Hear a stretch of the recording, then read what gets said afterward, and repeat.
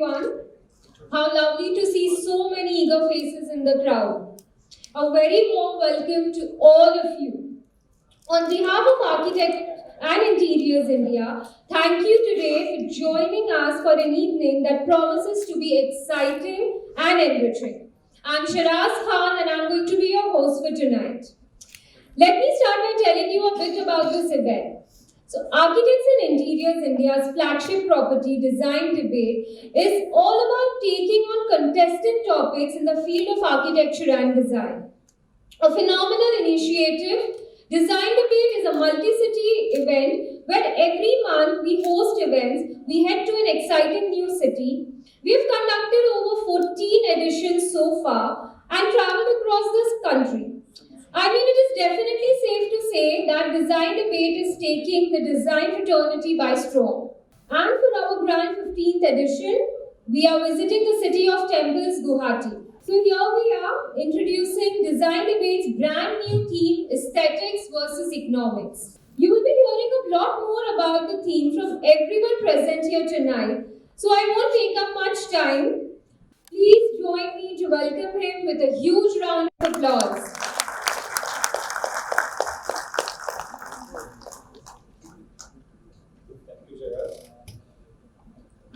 Good evening, ladies and gentlemen, boys and girls. Shubho Khonda Guwahati. Guwahati, also known as the Gateway of Northeast, holds an important place in the economics, politics, and culture of India. The architectural saga of the city has been shaped by various cultural, social, and political dynamics. It's my absolute pleasure and honor to welcome you all to this Guwahati edition of Design Debate. It's overwhelming to see you all in person and to see the hall full to its capacity. I'm humbled by the warmth and love extended to us. A big thank you to our curator and friend who readily agreed to have wholeheartedly lent his support despite his impossible schedule to make this event successful. Thanks, Amitabh Ji, for all your support and help you have.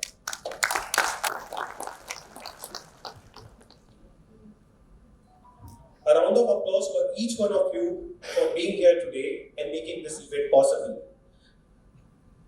And a round of applause for our guest of honor, keynote, who has traveled all the way from Kolkata, for being with us today, Shri Vivek Rathore Ji. Thank you and warm welcome, Vivek. Past couple of years have been really challenging for all of us, and especially for the design and construction industry. The pandemic has definitely changed the way we work and the way we do business. But before dwelling further into it, let me ask, do we consider architecture as a business? Do we? Never. We should never. See, many of our designer friends are still hesitant to consider it as a business. Yeah. The most common complaint I hear from architects is that architectural school did not teach them enough about business of architecture. Although students take professional courses in architectural schools, but while beginning their career, they know very little about finance and business. As a young professional, you might not think it's important for you, but it is. But believe me, the better you understand business today, better you understand the economics behind the projects which you are handling, the better you can manage your time, the better you can give returns to the firm you are working for, or can generate returns for yourself. You may broadly classify the business of architecture in two parts: economics, that's the first part, and art of aesthetics, that's the second and most important part. You must manage both efficiently to run a successful architectural practice. If you falter on one, you are surely headed for a disaster. And you all are in a profession where you can't afford to falter. As they say, a lawyer defends your past. A doctor ensures you are healthy and safe on a present day. But you as designers have a potential to impact the future of generations to come. You have the potential to shape the city and its skyline. So we as designers should be very cautious of our actions, especially in developing countries like India, where they say 70% of our country is still to be built. And we as designers are catering to only 4 to 5% of the entire population. So the potential is huge. There's immense scope to grow. And no AI or no chat GPT can touch us for years to come. Today, Design Debate brings together subject experts in this field who will touch upon the mentioned points and on the immediate and long-term challenges faced by architects. We will chat with these leading design experts and learn from their experiences and expertise in how we can prepare ourselves better to survive and succeed and make an impact, keeping economics in mind and at the same time not compromising on aesthetics. So let's hear it out from our expert in the field, our esteemed panelists, as which side they are on. A big thank you to our sponsors for believing in us and helping us bring this event to this buzzing city. A big thank you to Jaguar, our presenting partner, and Mohitji, especially you. You have been a great support always. Jindal, our associate partner, thanks Sanjayji. Without further ado, let me hand over the floor to Shiraz. Sit back, relax, and enjoy. Thank you so much.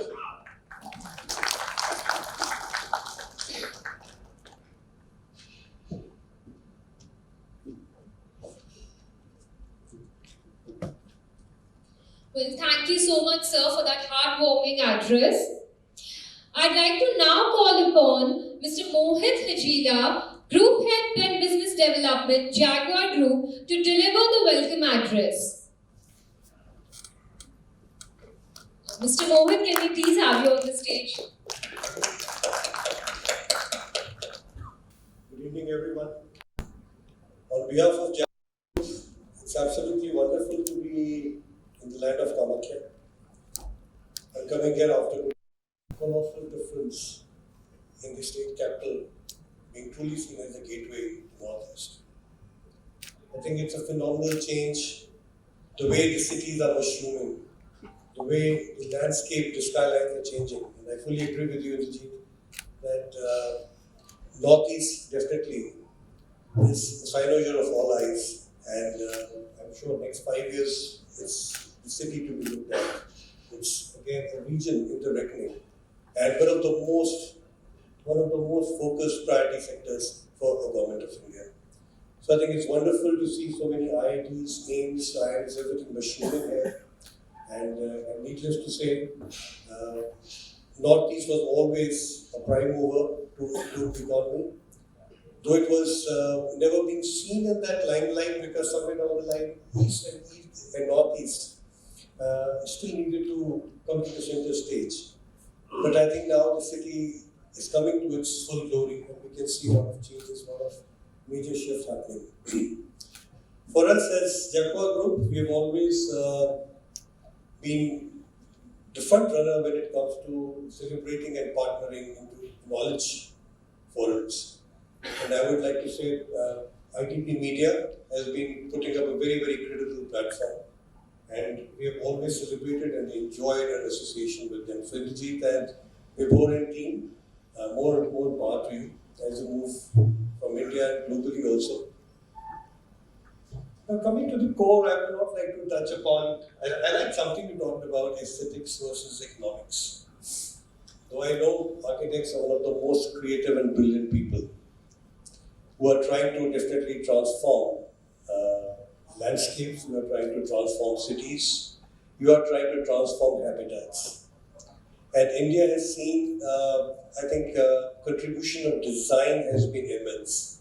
We need to celebrate a heritage legacy right from period architecture to the marvel of Islamic architecture to again the magnificence of imperial architecture and then to what we witness today. But somewhere once since I'm just coming from Delhi and as you know, the mountains are running havoc. While I was on the flight, it made me think that at one end we are looking about crazy level of urbanization is forcing setups to construction to boom. But we are, as a nation, don't you think that when it comes to disaster resilient infrastructure, somewhere down the line the nation is losing its sight? Nature is trying to run havoc, and we can see the mindless construction seems to be just going to haywire. I will not get into aesthetics and economics because I know that's something that we are all looking forward to. But yes, the business of architecture, yes, needs to be understood well. But more than the business of architecture, I would say, yes, finally everybody is into an economic activity, and finally business also needs to be understood. There was a time and era when people talked about large format practices. I think years of Norman Foster, people talk about again, Owen Skidmore, and so many of them who are large formats, Gensler and so many of them. But I think today, coming more from the corporate side, I feel that there is a major transition, there is a shift.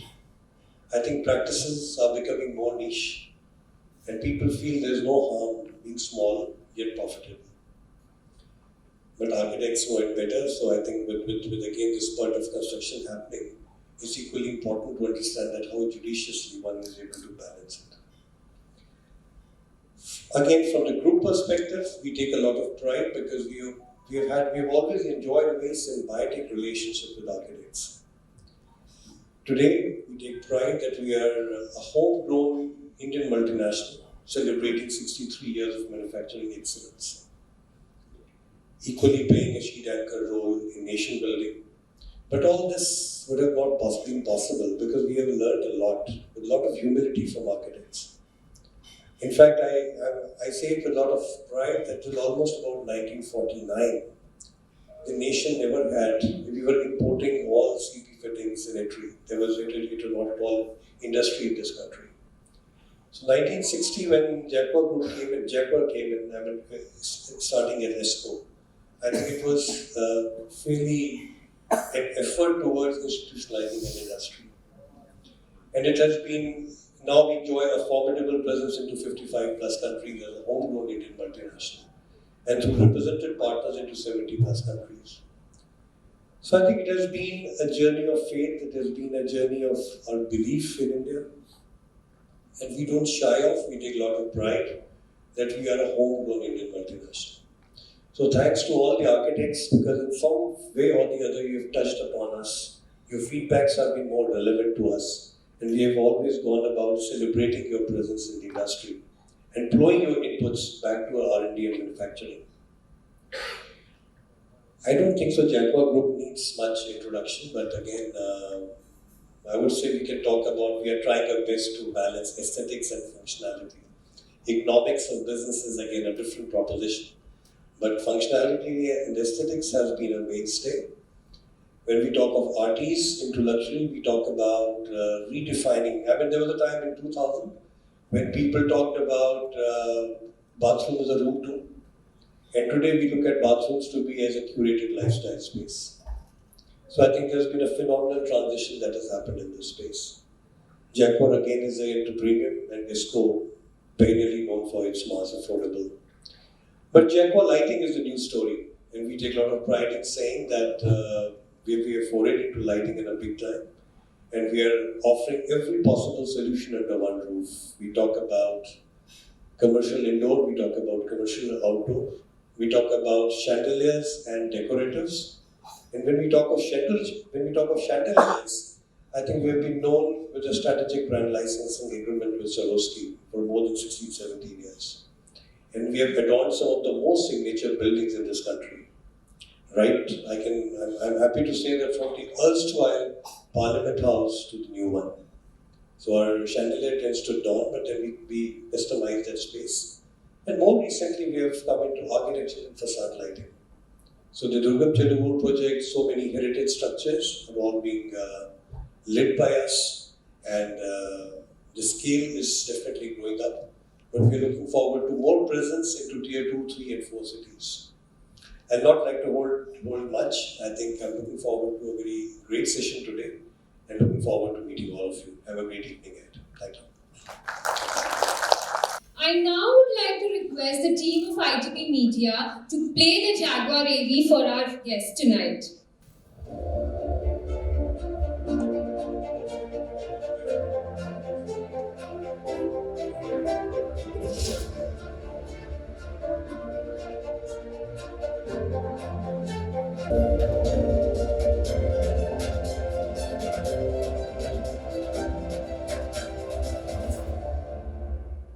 That was lovely. Can we have a huge round of applause for the Jaguar AV?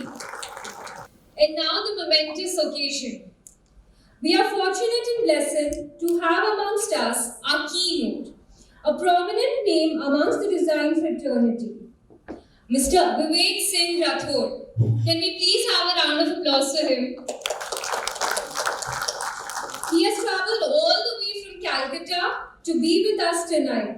We thank you and welcome you, sir, to our event Design Debate. And before we begin, we would like to say a few words about Mr. Vivek. He needs no introduction, we would still like to say a few words about him. So Mr. Vivek Rathod, IIT Roorkee gold medalist, established his studio in 2005. His team consists of architects, planners, environmentalists, artists, interior designers, graphic designers, landscape architects, engineers, carpenters, and economics. His belief is that design is discovery and creation is nothing but a modification of our relationships. And that drives the entire ethos of his organization. A rich research-based approach is the key to his design philosophy. His inclination to environment, spirituality, Indian culture remodels his imagination and engenders his inspiration. His pursuance of Dharma through design has driven many clients to interpret the architecture as a sensible response to society and the needs. Mr. Vivek Rathod, a prolific researcher, presents and participates in lectures, panel discussions at state and national forums, and serves as a guest faculty at renowned institutes, including the IITs. He has led the commissioning of mixed-use developments, commercial and hospitality projects, public and urban design assignments, and more. He and his projects have received over 90 plus awards until today from national and international forums, including Cityscape Global, IIA, IIID, ISOLA, WOF, CWAB, NDTV, and many others. All projects aim to have highest green building and well-being standards. He has designed over 24 green buildings today. I would like to call upon Mr. Vivek Rathod to please join me on the stage. Everyone, can we please have a thunderous round of applause to hear Mr. Vivek Singh Rathod as our keynote speaker for the event. Thank you, Indrajit, the sponsors, and of course, Amitav, you have pulled up quite a good effort. Thank you, all of you. We met and nice to exchange over informally in the beginning. So let's begin. While the topic is about aesthetics and cost, and this is something which is very open to all of us to discuss, I would go around to reveal a few things that we have been able to learn or discover through our practice. Can we have does it begin?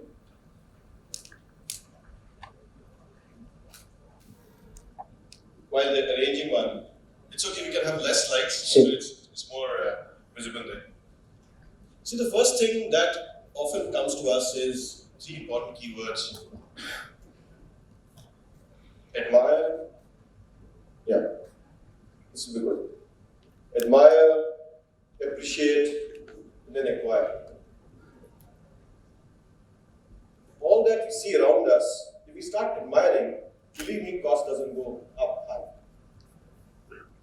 When we try to pick things from out to in, import, the cost goes unreasonable.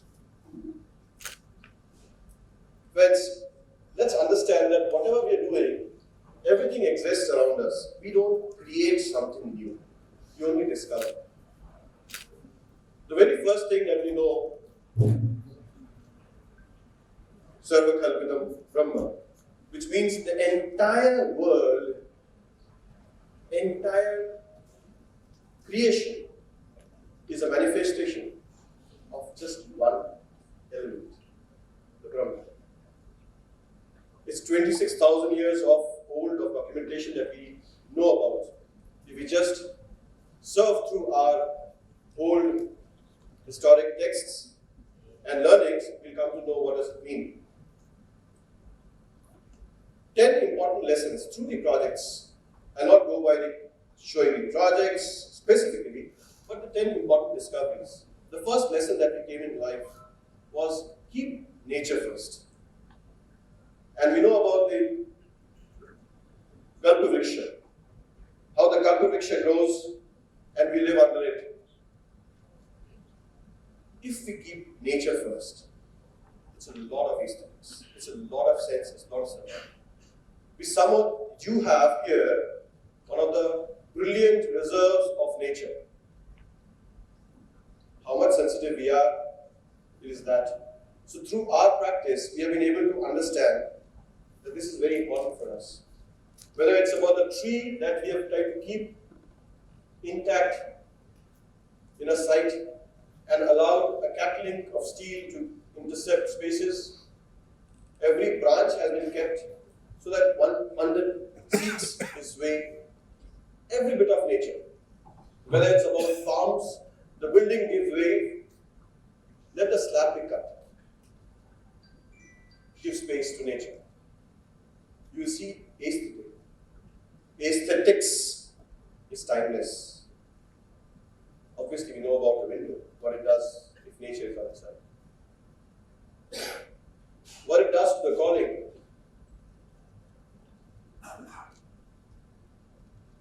Long back, we did this project, which trees were dotted there in the site.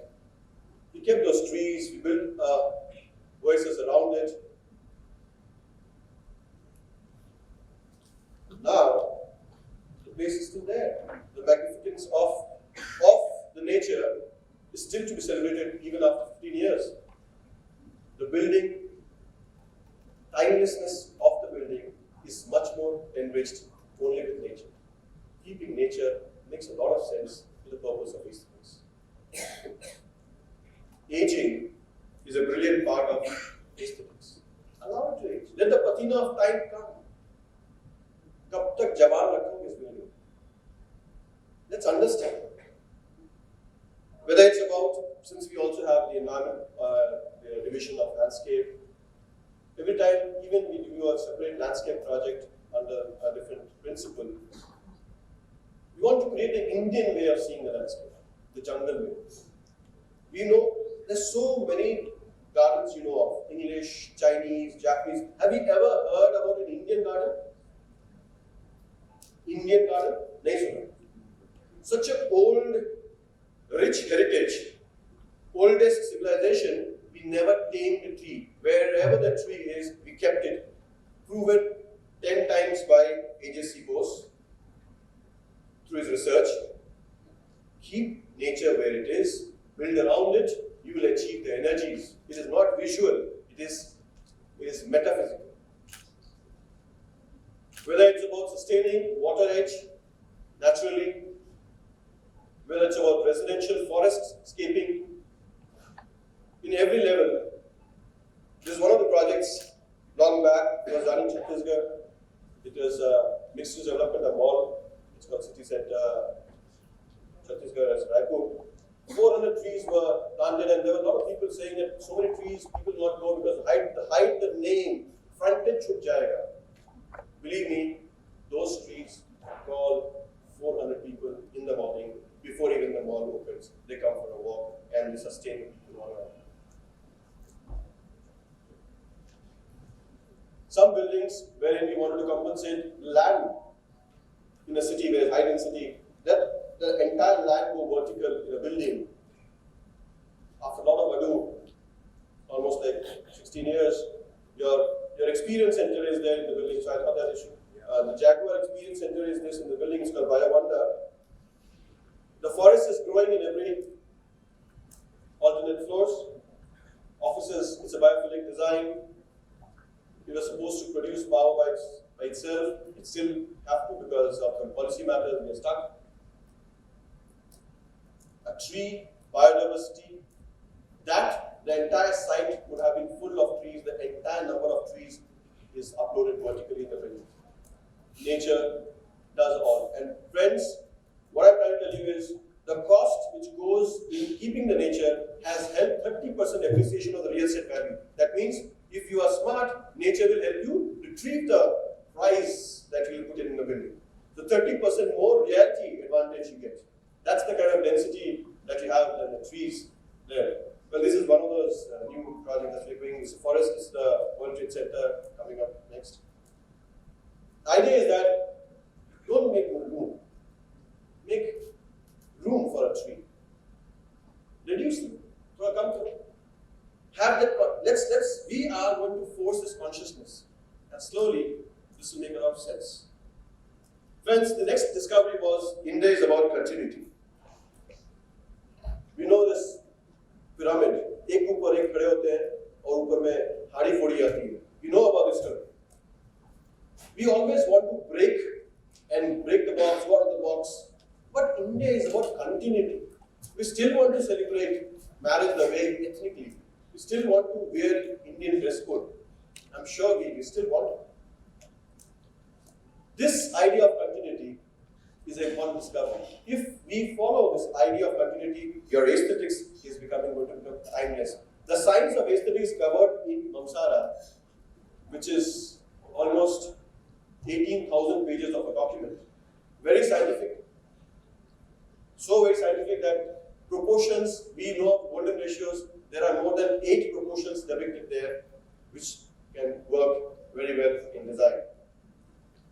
This is a project which is an adaptive reuse project. पूरे के date में बनाया हुआ है. 13 acres of project. Kolkata didn't have a past, didn't celebrate a past. We thought, why not we celebrate it here? It was a non-working Swabhumi. I think most of some of you people must have gone there, must have seen there. Right now it's called Rajkutir. It's an INCL corporate Taj property, Taj Hotel. All the extensions here, there wasn't defunct shopping, got converted into hospitality and convention. And the extensions you see are in steel, and the lost art of cast iron was rejuvenated again. So that the 7 industries in Havra, which was stopped, around 8,000 people got the job again. Today, they are in the process of revival. 3 more industries are coming up. And cast iron is doing fantastic.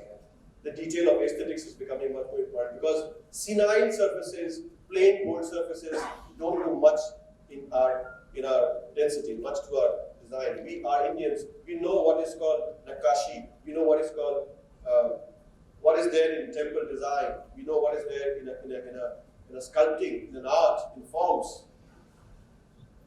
A lot of restoration work, and a cast iron was introduced to create the science of aesthetics.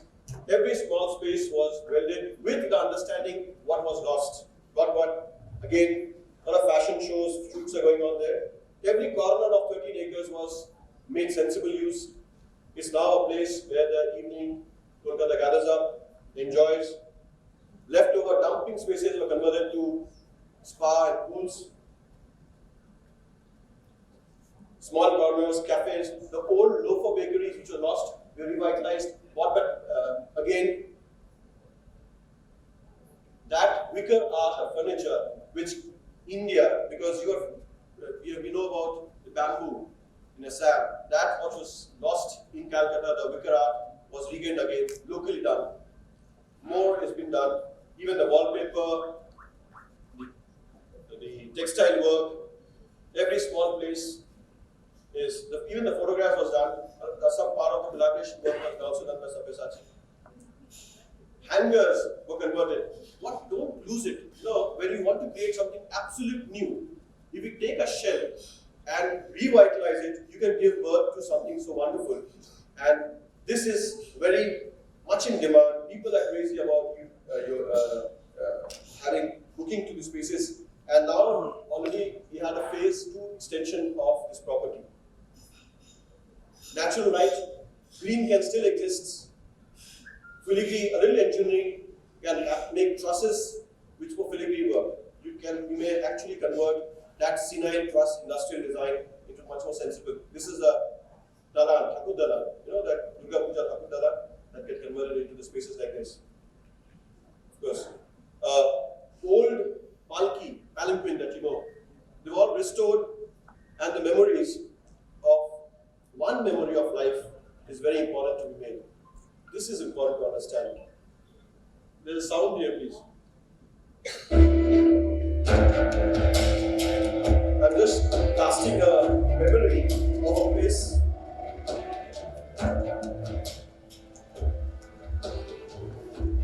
To let you know that if your continuity, just believing that India is about continuity, let us not just break the mold, let us evolve and continue something.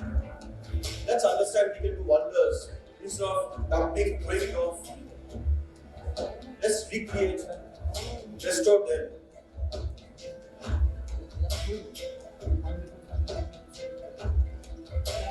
The quota that you see there is all left over here and there. We collected enough. Of course, win-win like I don't know about that. But emotions are very important.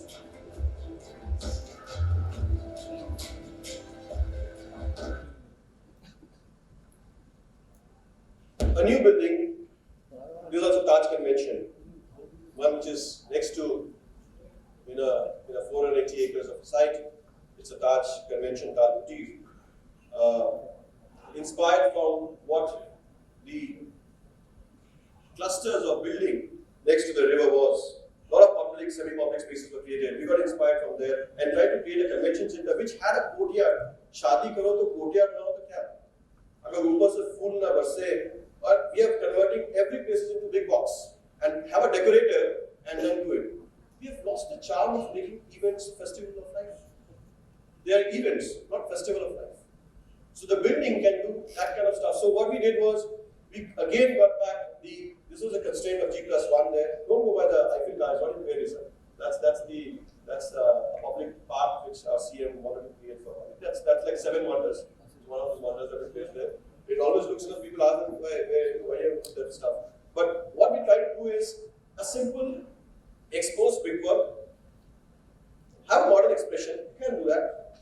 Have a little layer of cast iron. Sensibly play the courtyards that inspires you. These flutes are saving 13% of HVAC load. That's the kind of saving one can do. And everything can be offset in aesthetics of a building. If you are smart, you will do a calculation and show that this is where it is landing, and hence I'm spending this money, it's still going to be advantageous for you. Allow the nature to go in layers. Build up a story. Scrap becomes an art. Chandelier, sorry, Mohit, I'll change the chandelier. we put a boat because it's next to a lake, so we got this large boat. And we thought that boat बनाने में इतने सारे लोग रखते हैं, इतने सारे हम लगते हैं कि हमें celebration तो हमारे साथ ही करना चाहिए. शिद्दत हो तो ऐसे दिखनी चाहिए. We have started celebrating, and we should all celebrate these small things. And of course, it's a chandelier. It's an acoustic P-function model. We forgot the charm of celebrating with diyas. Collectibles from the world, having an imagination about oneself. A courtyard, tree growing inside. I'll go a little faster, but just to make sure that we put within the time. Textile from the region was collected. Put it as art. They are not expensive, they are promoted. Public places hold that richness. This is a chandelier. Got inspired from the small Rajnigandha, and because of the drone, nowadays the chandelier goes down, drone needs a lot of clearance, so shallow stuffs were done in spaces like this. The Bakura house took a turn, local craftsmen came, aesthetic became again promoted. I'm showing you places both inside and outside so that we can understand the place, how this goes inside. Scrap, वो जो गोपू चले गए, वो rickshaw चले गए तो गोपू भी चले गए. वापस आ गए, and it became a collectible art. And that is not expensive. Only the artist is expensive. So what I'm saying is, you have to just go around the world around you, and that is what the strength of a design is. We should not forget that we are a part of the whole. हर समय हम लोग ना, oh, we want to be a separate part. No, we are a part of the whole. Just realize that, and your control will be fantastic. Your storytelling will be fantastic. We are storytellers. The next discovery was the limitless. We always think small space is very difficult, but friends, the matrix of life, the mathematics will teach you that small grain of a leaf gives the big format of a city. A city can grow in the same format as a leaf grows. We have a limitless possibilities. So when in that one of this building which I showed you earlier, a staircase was there, and we were told that he needs a bar. INCA needs a bar within this space because they will not go out, and a lot of crowd changing and all those things, all stuff. He said we don't want to add any footprint. He said, I don't know. How much of footprint you need? 40 covers. We had a staircase, and then we started looking at the staircase like, oh, it's a social space. Somebody said, no. When you're drinking, it's private here. No one disturbs. But friends, the staircase became the bar, and we converted this into space, which became a very interesting space. And Bengal, the Nachkar, if you know, Bengal is famous for Zamindar Padi and the Nachkar. We celebrated that flavor of Nachkar. Nachkar is lost, but the flavor is not lost. वो घुंघरू जो पैर में बंधे थे वो घुंघरू के भी बन सकते हैं, मिजाज तो फिर भी हो सकता है. And that's the kind of a feel in the day. You can see this, all the stuff which is around you becomes a very important part of it. The acoustics is done by the glass. There's no micro acrylic board for acoustics. The glass bottles, facets cut and placed there, 516 precisely, work for acoustics. And this is what it allows a lot of things to play together. In a day, you can see the corridor and the staircase. It works like a corridor and staircase. And also, together, as I told you, it's a social space. I'm just breaking the mood of about 30 seconds, because it's evening. The doors will open.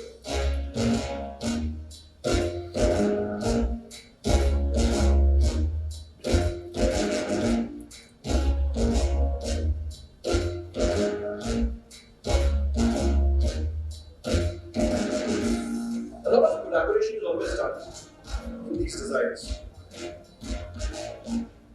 It takes a lot of time. Possibly you don't get paid for small projects like that, but don't worry. Lot of satisfaction. And then you can understand what is the limitlessness of a limited space. And that brings the best of the aesthetics.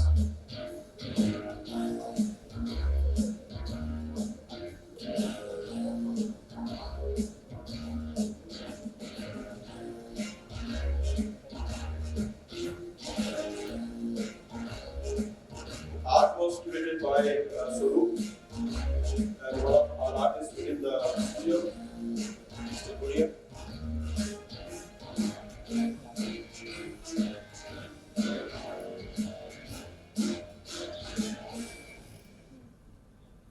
A recent project got completed in Patna after 16 years only, 13 years precisely, I'd say, of working with all the hiccups and everything. But what I want to show you is not this project. What I want to show you is this is in Patna city center. It's called Mixed Use project. It has hotel and everything.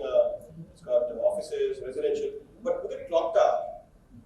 After this project was midway, we realized that people in Patna were losing the charm of living in Patna. The kids want to go and leave the city. क्या रखा है? Imagine करो कोई आपको बोले कि क्या रखा है, मैं शहर छोड़ जा रहा हूँ इस शहर का, and दूसरे शहर में जाके फोटो उठाते हैं, बोलते देखो मैं तो वहाँ हूँ. I'm in Singapore, look at take a photograph. And then they forgot what is Bihar to the country. They forgot the spiritual capital, the Nalanda, Takshashila, Telhara, what not. So we thought make a small museum in a very small place. So this was, we had 770 square feet, 3 floors only. So this became the BMW, Bihar Museum of Bats, we calling it, and we purposely put it out like this. We're not allowed to show so many pictures, it is just deleted slides. But that's a place to go around. It talks about a lot of Bihar and what Bihar also misses. Every bit of the fire stake has also been used as an exhibit space. So that becomes very interesting. As you can see, the Chanakya and all the stuff, everything, the Ashoka, the spiritual capital as a spiritual capital, the power capital, everything covers. And it's fantastic to see a small spaces giving yield to such people. Another office which just comes up, the multiplies itself. This is an office that's got multiplied. Just quickly showing you how you can multiply spaces. The steps, staircases, mezzanines can become wonderful place for people to project and sit down. Showing you small things. Let's not forget that from the infinity, because you are taking a small part, it is also infinite. If you believe, you will be able to do wonderful limitlessness. This is very important for us. This discovery, 4S. Let's not forget, in today's world, this is very, very important to understand. And why? Because when we are doing large scale of master planning, especially for the cities like this, we have an urban design and master planning, and this was a WAF project for a country. So, save, support, simplify and sustain. पहले तो save करें, फिर उसको strengthen करें, support करें. जो भी save कर सकते save करें, and then simplify the process only to ensure that we can continue sustaining. Friends, all this is a very important ingredient of our aesthetics. Let's understand. And this is an equation that we worked out. I'll not take much time saying out this equation here, but it just says how you can create a urban texture and actually keep your costs of production going down, even if your population is going up. That's the master plan. ISKCON head office master plan, about 700 acres of place. This was always flooded. This is a 20-year project going on. This was the project, and it's a 100% sustainable city. That's in Mayapur. And this, all the understanding is from Gita, Bhagavad Gita. You can see the green cart with the bullock cart going together. You can see how the drain costs have been brought down by swale, bioswales. And Shringar Plus has gone, instead of buying gold, you can decorate by flowers. 30% of local population sustaining in Shringar Bazaar. Krishna, Selva. Those are other projects in Chhattisgarh wherein there's a big problem of canal. I don't know, the canals were never worked out very well. So here we converted the canal. It took 1.5 years to showcase how we can actually do a 2-level of canal. That means the dirty water can go below, the flood levels can go above, and you can maintain green and not a filthy space. This was a project which again got sensible for larger development. There are some projects here, similar stuff in Calcutta, that this is about the Berlin Group. The idea is that you decide what you want to do. Either you consume or you consume. As an architect, क्या करेंगे आप? या तो मैं consume कराऊंगा, या तो contribute कराऊंगा. जिंदगी जीने के एक ही तरीके हो सकते हैं. बहुत जन बोलते हैं sustainability के technology बहुत expensive है. Hindi is okay, right? If I break down in Hindi, okay? Yeah. Yes. Thank you. The lesson here. The flow doesn't flow so well if I keep on talking about technology and say not Indian technology. We have to convert our technology to sustainable technology. One of the recent projects which is got inspired from the temporary Mela, large convention center in Calcutta. Each hall is about 1 lakh square feet without problem. And the aesthetics, they said it's going to be expensive. This is a payback aesthetics. That means the facade gives you money. You can sell the facade. It has the longest projection wall. 3D mapping wall. Not only have 3D mapping projections in which the contours are mapped, and you can actually sell the wall, make money on it. So the payback period of the facade is 1.5 years only. And this is 150 meters. This is the largest projection facade in the entire Asia. And the air-conditioned space even larger than what is in China.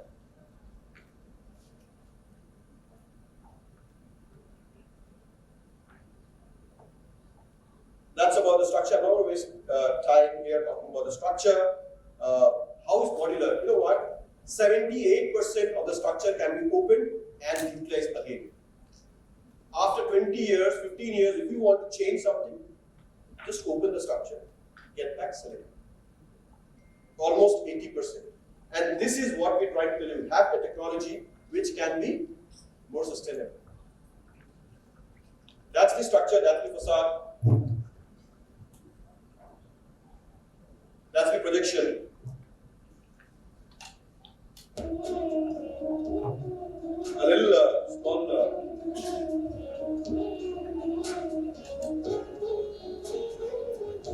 We'll show you how multiple projections can become, and public screening happens in a building in the front.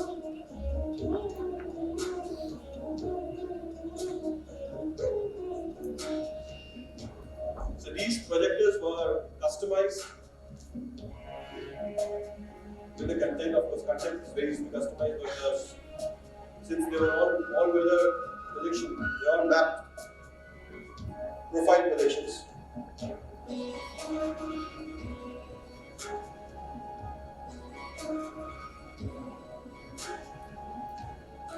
And you can merchandise this facade.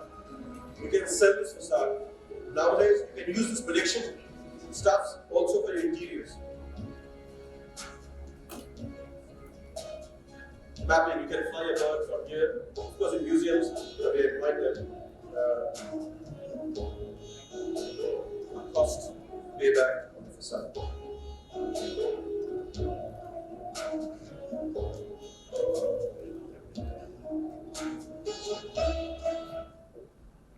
Friends, temporary is the new permanent.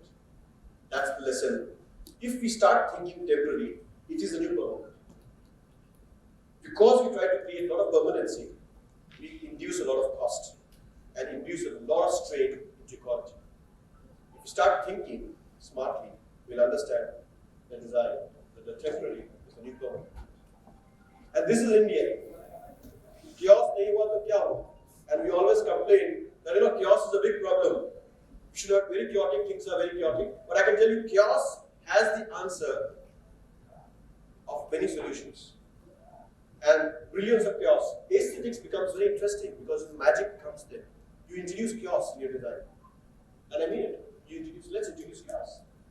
And this is the first sports museum. It's called Fanatic Sports Museum. Long back it was done. People follow museum like A, B, C, D. I said, why not? Play the game. Go everywhere.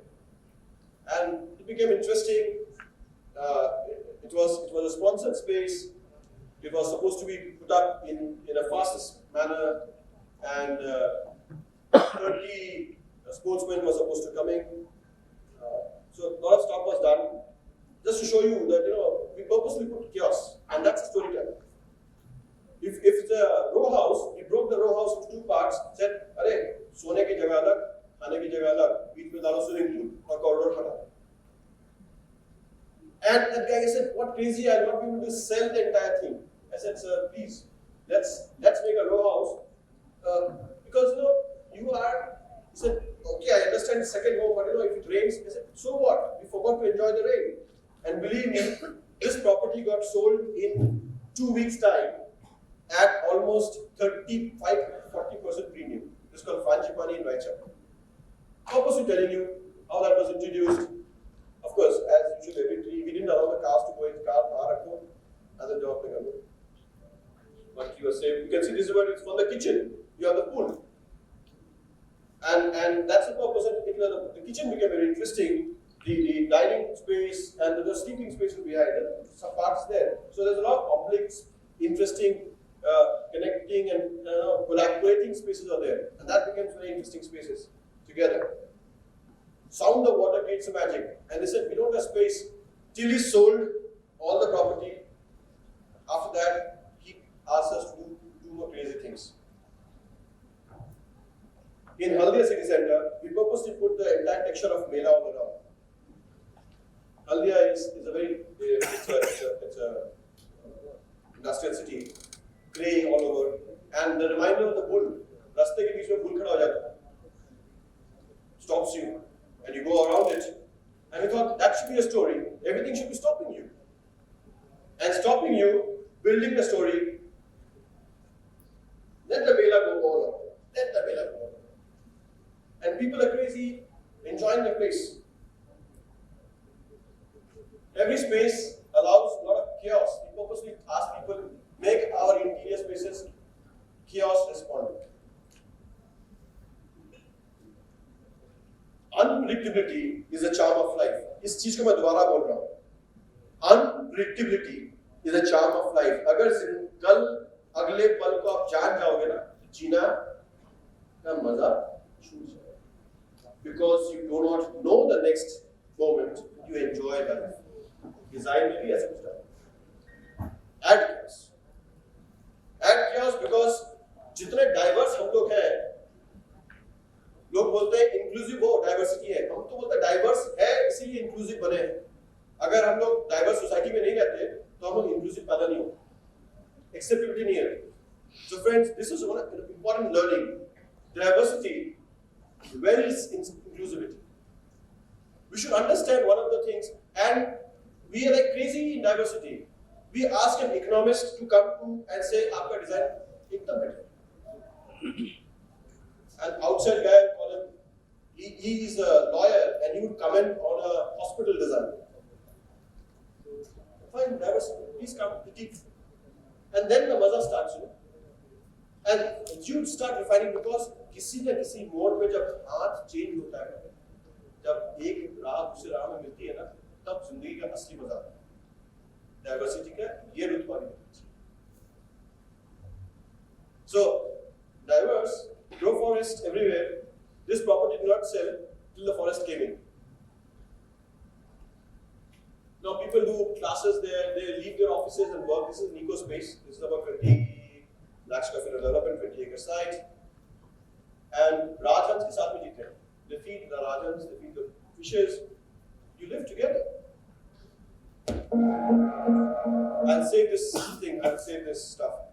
This is the Patna City Center which I'm showing you. This is another very diverse stuff. We added a lot of matrix fountains here and there, celebrating Bollywood music.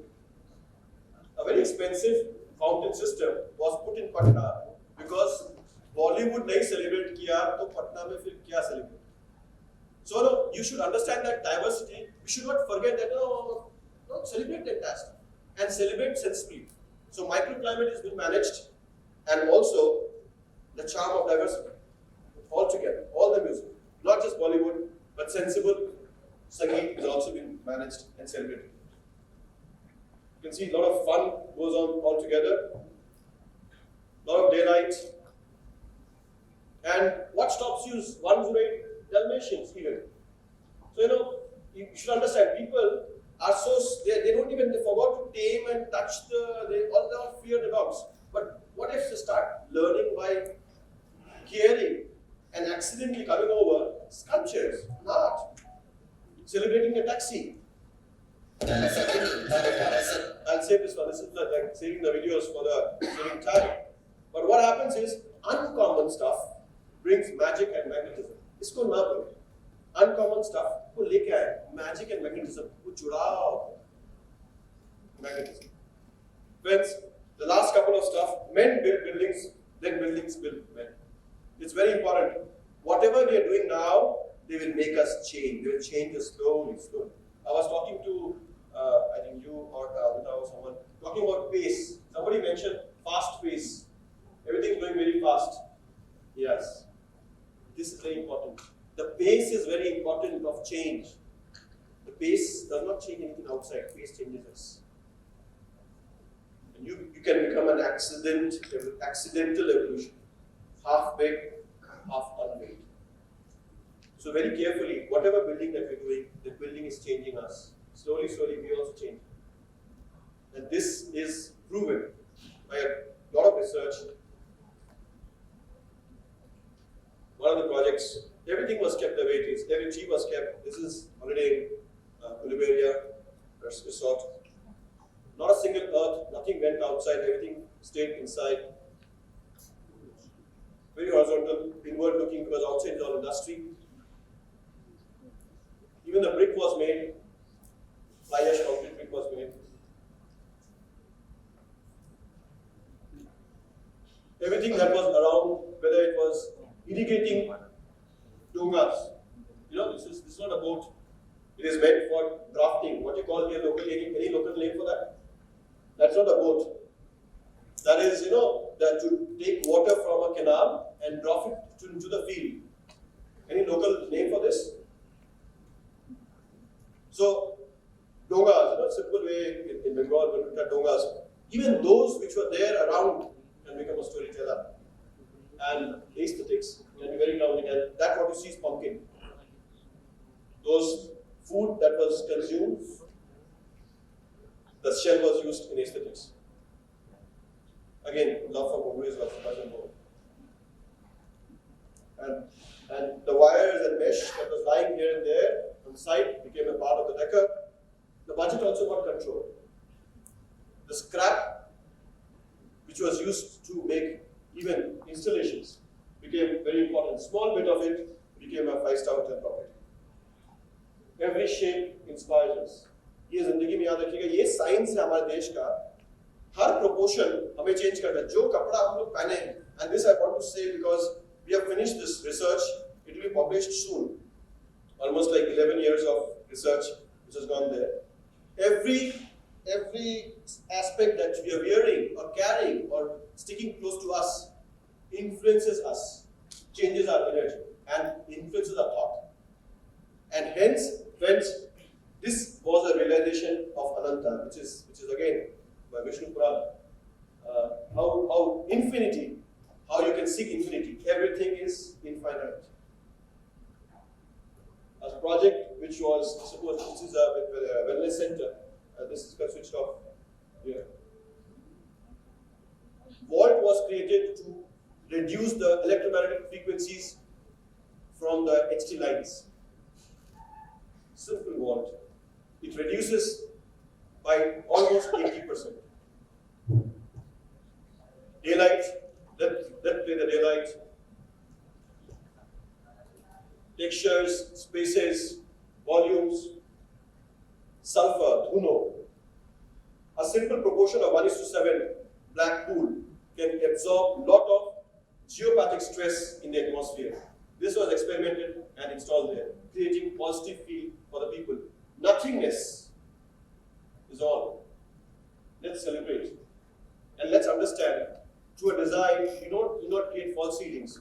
You may not have lights on the ceiling. You can reduce it to bare minimum and start creating spaces which can be as ethereal and as subtle.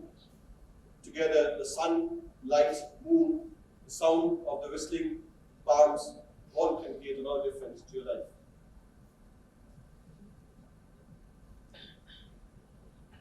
Small details, a lot of difference. The green, as usual, let it go, let it take over. And time and patina is then very, very well appreciated. In the evening, these lights ensure that you don't have insects come. The science, when we have lights there, a lot of insects come. But if you have lights in which the color temperature goes close to 2200, 2400 and has a flickering tendency, these lights are designed for the flickering, or they have a little flicker, then the insects don't come. Continuous wavelength like insects come.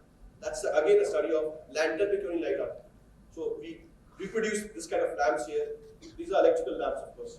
One can put the oil lamps, but they work and don't have insects coming. It works simple. Thank you very much. I think we have in the last point, just want to close this talk, that whatever we do, let's not forget, you are the designer. जिस जिंदगी को हम खुद जीते हैं, उसी जिंदगी को हम बनाते हैं. We should not imitate or imitate something which we are not are self-possessing.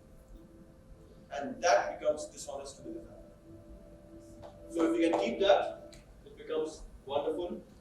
And that's what we do in our studio.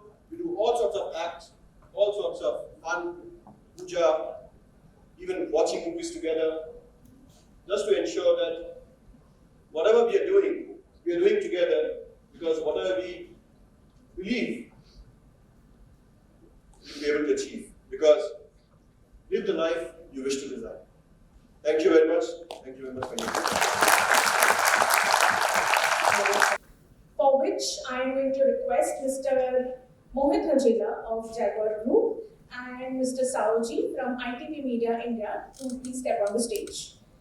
While they are stepping on the stage, can I request the lovely audience for a good round of applause, please?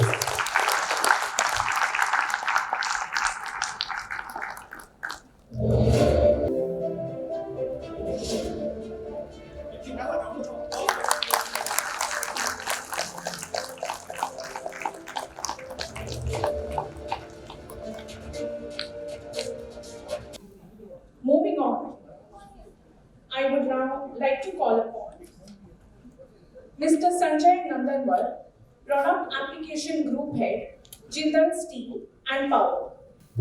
Mr. Nandanwar has done his B.Tech in Metallurgy in 1993 from IIT Roorkee. With more than 30 years of work experience, 14 years in Steel Authority of India Limited, 6 years in Essar, and 10 years in Jindal Steel and Power. Currently serving as the Vice President and heading Product and Applications Group. Good evening, everyone. We'll be going through the journey of Jindal Steel and Power Limited for quite some time. Jindal Steel and Power, it's a more than 33 years industry. It has come up with the various products, multiple variety of products in different units. We have a plant in the Angul, Odisha, Raigad, Chhattisgarh, and Patratu, Jharkhand. We have 3 location plants, and it's a 10 million ton plant. We are expecting 5 million ton additional. It will be 15 million tons with the addition of HR and CR segment. Jindal Steel and Power, we have an integrated plant and we are the primary producers in the country. One of the largest sellers for TMT, Jindal Panther TMT rebars. It's a 2.5 lakh tons of steel, TMT steel per month. So if you see 10 million tons is the total capacity and we have a 2.5 lakhs tons we are rolling it monthly basis in the 2 locations, one in Patratu and another in Angul. When we say the integration, it means what? It starts with the iron ore to the finished product. So the main production is we have the blast furnace, we have the steel making facilities, and then further the rolling facilities. Plus, there are a lot of auxiliaries also involved. That's the center plant, cocons, plus the DRIs and additional infrastructures which has the oxygen plant and limestone and dolomite additional activities. Why we call it as a integrated plant? We start with iron ore to the finished products, and one of the most important thing in the TMT rebars is purification of the steels. When we say you use the primary producers against the secondary, the demarcation is based on the purity of the steel. Because in the secondary we are just melting these scraps without any purification. And I will just mention some of the USPs of the primary steel productions in the later stages. This is how the process flow looks out in this.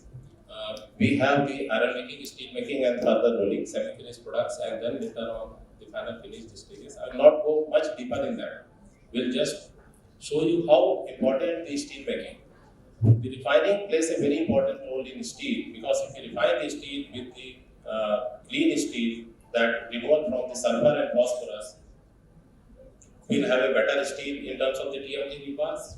How? Because based on the low sulfur, low phosphorus, we have a hot shortness and cold shortness issues which have been taken care of in this type of steel.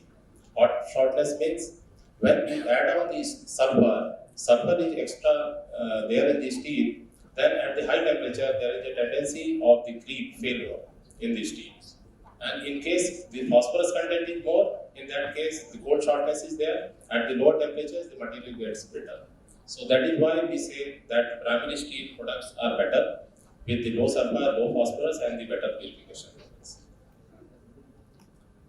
One of the most important thing when we produce the steels with the different type of segments, we produce the billets, the continuous casting, the slabs, the blooms, and in this type we have the soft reduction in the multiple segments. So there is a different type of quality improvement programs where the electromagnetic steering is there, soft reductions are there, and then the heavy reductions in the mill. General steel and power wheel are in the multiple segments. One is the TMT rebars, the wire rods, the plates, rails, structure, sheet piles, coils, rounds, and prefabricated steel. You name the products, and we are in all the segments. Also, we produce the angle channel, beams, columns, then sheet piles, crane rails also. You see the Indian Railways, this type of rails are being used, that is INS T12, grade 80, 880 and 1080. You will be proud to know that Jindal Steel and Power, we are producing the rails of 260 meter longs, one of the first supplies for the DFCC, Dedicated Freight Corridors Corporations of India. And in DFCC, you can imagine that unwelded material with 260 meter, it is 1/4 of a kilometer, it is being used in India. Without any wet jobs, it is transported and shipped to the site. There are a lot of advantages of using the beams and columns, so I will not go much deeper in it. Using the high strength steels, you can save more than 25% of the steels in this using the high strength steels. If you go from the 250 to 450 or 550 strength, JSPL is capable of producing up to 550 grade steels, and by designing itself, we can save the 25%. Also, by using the narrow parallel plane beams and wide parallel plane beams, we can save up to 20% of the steel. So it's an indirect advantages for the nations that if you use the high strength steels as well as the proper category of steels which is having a parallel plane against the double plane sections, older technologies, so there is steel savings for the future also.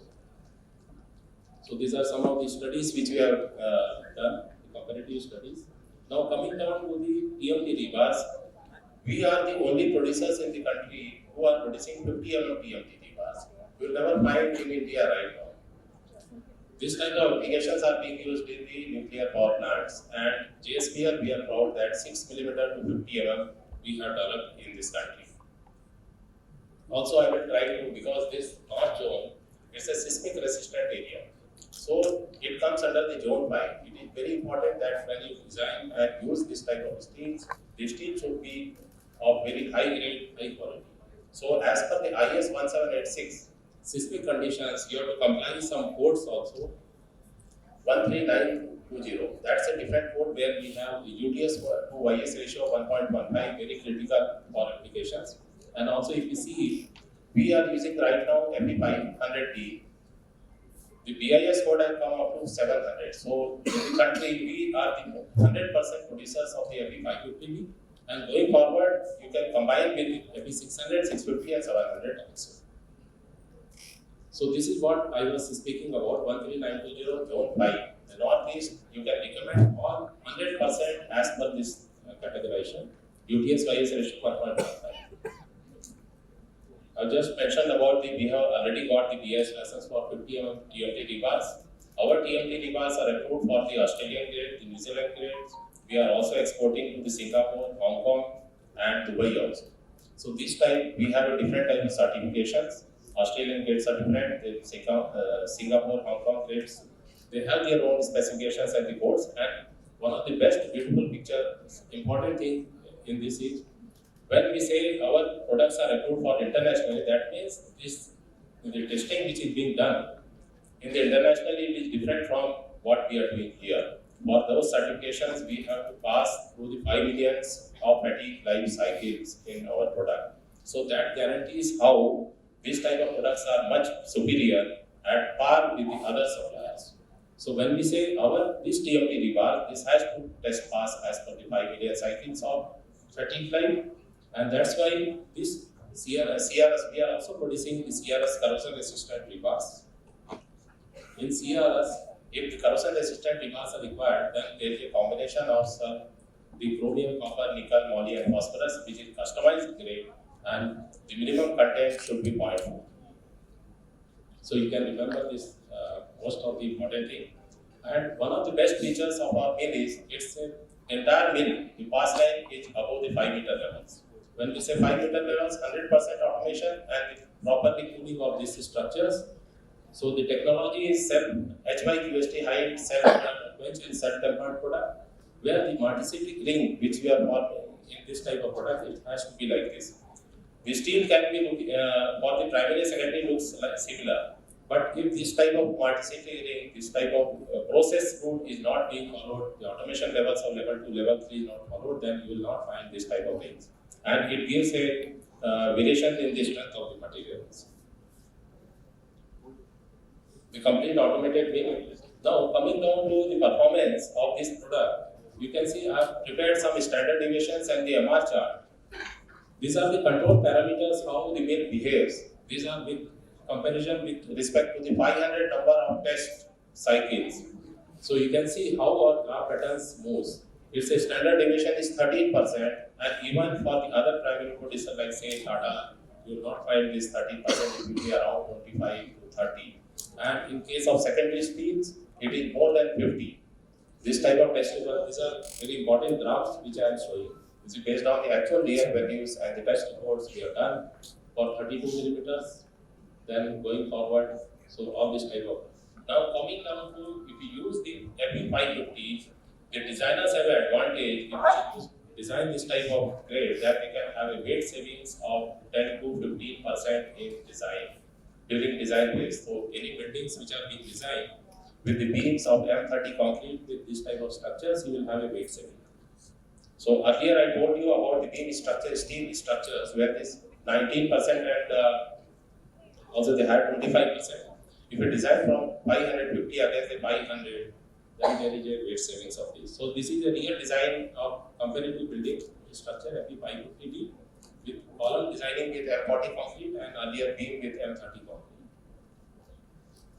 This is a real two basement plus ground plus 22 comparisons, where we have tried to actual steel consumptions, how much is required for this type of steel. So for 1,44,000 square feet, for this FE550D is being used, then the 4.5 kg per square feet is the consumption, and if you use the 500, then 4.89. This is the real comparisons and how the weight advantages and this is being mentioned. We have a distributor, Mr. Dipankar Panik, is sitting over there, and we have an entire team of JSPL, Mr. Rajesh, Mr. Divijoti, Venka, and everyone. So our product is sold pan-India and also exports. These are some of the certifications. This is the UK care certifications. We are proud that our product is certified for UK. Some of the Singapore and Hong Kong certifications and the various approvals which we have. The advantages which we have, the less congestions of the steels during the designing purpose. We have a lot of various presentations. I am not going much on detail on these products, but if you use the steel, better steel, this can be used for different applications like steel buildings, hospitals, and bridges. One of the important things, most of the iconic projects like the Chenab Bridge, the steel supplied by us. The Guwahati Bridge, which is 5 kilometers long, that's a road cum rail bridge. That steel is also being supplied by us, and it is a categorically specially designed steels. And one of the most important categories when we are using these steels, it is a customized designs. If you want a temperature application like low temperature, sub-zero application, minus 50, minus 80 degrees centigrade, and varying from minus 80 to 700 degrees centigrade, the behavior of these steel patterns are different. So if you use these steels, we customize this type of steels. So that's the important thing. We are proud that we are also in defense and we are supplied for the submarine application, that's a minus 80 application. High temperature applications also pressureless and boilers. And the strength level, normal 250 to 1700 megapascal strength of the steels we are developed, and we are proud to say that we are in all this type of application. This is just a pictorial of our Chennai already the completed project. So thank you very much for providing us a time for this session. Thank you, Mr. Nandanwal. I would like us to take a moment here and acknowledge the curator of Design Debate Guwahati edition, that is architect Amitabh Sharma. Well, he doesn't need an introduction. However, I am going to read out his contribution to the architectural industry. Architect Amitabh Sharma completed his graduation in April 1996 from Sir J.J. College of Architecture in Mumbai. Since then, he has engaged himself in the designing and planning of various residential, commercial, industrial, and educational projects, as well as various interior projects of repute in Mumbai. He worked with architect Temas Kharigat as an assistant architect and was in charge of various prestigious projects like the School of Management, IIT Powai, commercial projects for the Ravijas, UTI office at CPD Belapur in Navi Mumbai. The desire to work for his home state brought him back to Guwahati, where he started his architectural practice from December 1998. The partnership firm Akar was formed in June 2002, and since then he undertook several prestigious residential and commercial projects in Guwahati and other parts of Northeast. In June 2012, the proprietorship firm Akar Foundation was formed, which led him to work extensively on architectural projects of various nature, like educational, sports and industrial as well. Large format commercial complexes, malls, multiplexes, hotels, apartment buildings, corporate interiors, bungalows, these are his area of specialization. Architect Amitabh Sharma has served as the General Secretary of the Association of Architects, Assam, a professional body committed to the upliftment of the profession in architecture in the region. Architect Amitabh Sharma has kept himself abreast of urban development proposals of the state government, and has been regularly voicing his concerns for the policies mooted by the authorities for city development. Lately, he has been taking interest in academics and has been involved in the Architectural College at Guwahati in the capacity of external guidelines. I'm requesting Architect Sharma to kindly step on the stage, and to do the honors of felicitating him, I'm requesting Mr. Hajela of Jaguar Group and Mr. Saoji from ITP Media India to please join us.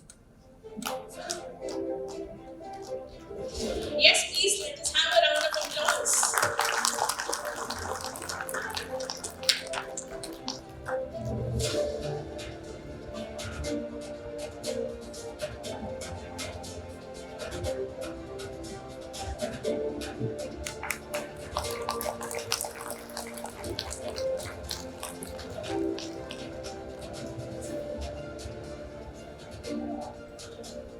And now we move on to the most awaited part of the evening, our panel discussions.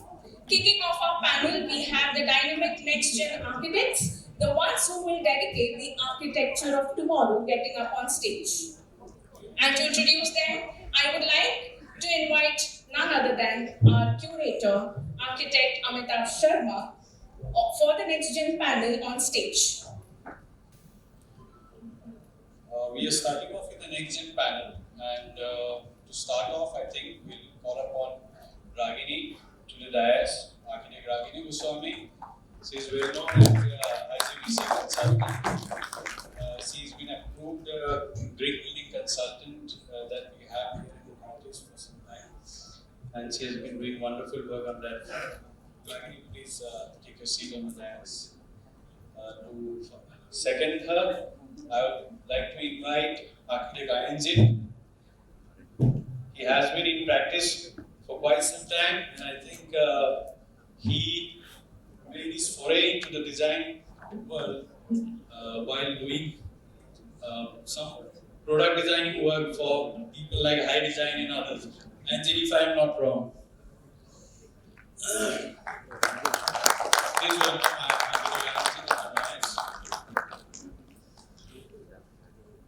Then we have architect Arvind Bauri. He is one of the upcoming and very promising architect who has a wonderful, I think, professional career for a very long time now, and I'd like to invite him on the dais also. And last but not the least, I'd like to invite architect Kapurvat Datta, one of the most promising young architects that we have around now. He has made his mark in the public realm and has been doing some very landmark public projects to date, and he has been an inspiration, I think, to many young architects now with his wonderful participation in public projects that has been happening in the recent times. So I think this is a wonderful panel that we have here, and it is my privilege to moderate this session. Thank you. Good evening, everyone. First of all, my warm sense of gratitude to ITP for giving me this opportunity to anchor this event. For our first panel discussion, I have already introduced all the panelists here. We have a great mix of architectural talents from the Gen Next, starting with Ragini. As I have already introduced, she is a master trainer at EZBC and a certified green building consultant. And as I said, he has already been associated with product design within his formative years and have worked for brands like High Design and others. Arvind, who has long been and had a very long practice and a very productive to his career. And Gofo, as I have already mentioned, he's already made his mark in the public works realm and has several landmark projects to his credit. I welcome you all to this forum. After Vivek's presentation, I think a lot of answers has already been put forward, and I was just talking to Ronajeta whether we have anything to talk about now. So most of you might agree with me also. We'll do our best.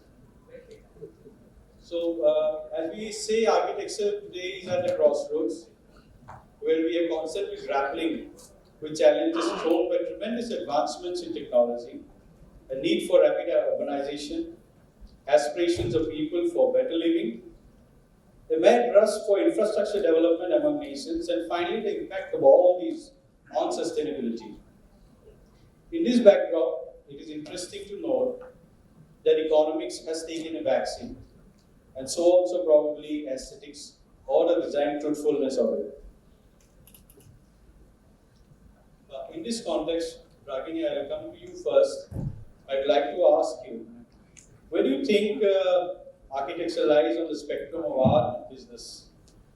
We have always been taught that architecture is a balance between traditional wisdom and technology, between form, function, among others. How does you practice maneuver this polarity? Can you share some thoughts on this? Thank you so much. I think this is a wonderful platform for us to discuss on this topic. And that being said, art and architecture is something which is very important because otherwise we wouldn't have a separate course for architecture. So it can, and anyone, any engineer or anyone could have built a building. So we had rigorous training where we were taught about art, we were taught about so many things like basic design, color theory, so many things which directly or indirectly are part of art, and that is very much how it influences our way of thinking. And so we cannot really leave the art part separate. But again, the economics part or the business part is very much again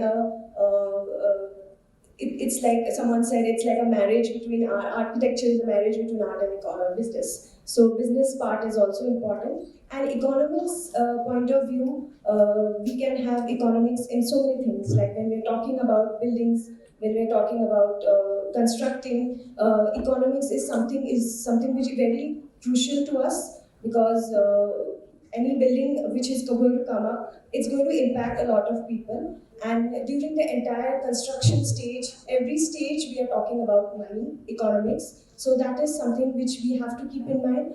And also additionally, for just from my experience, when I am trying to talk about is it in the form terms of economics, I will also see that at the end of when the building is made, are we saving on the energy? Are we saving on our electricity bills? Again, that is also something which we should look into when we are talking about economics point of view.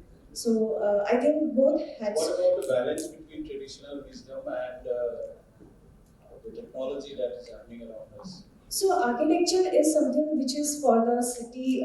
So whenever we are saying that we come to a city, we first identify the city. We should be doing that, which might not happen in today's time, but we should be identifying it with the type of buildings that are coming up. So that is something which is going to last for, if not 20, 30, 50 or 100 years or even more. We'll try and build a building not for a short term, but a very long term. So that will define how we are taking in that cultural context, the local context. Everything is, I think, important when we are talking about the art. So the art part is also the technology part is something which is local, which is innovative, and which is culturally relevant to that particular city or space is important. Do you feel that somewhere down the line the technology part is taking over?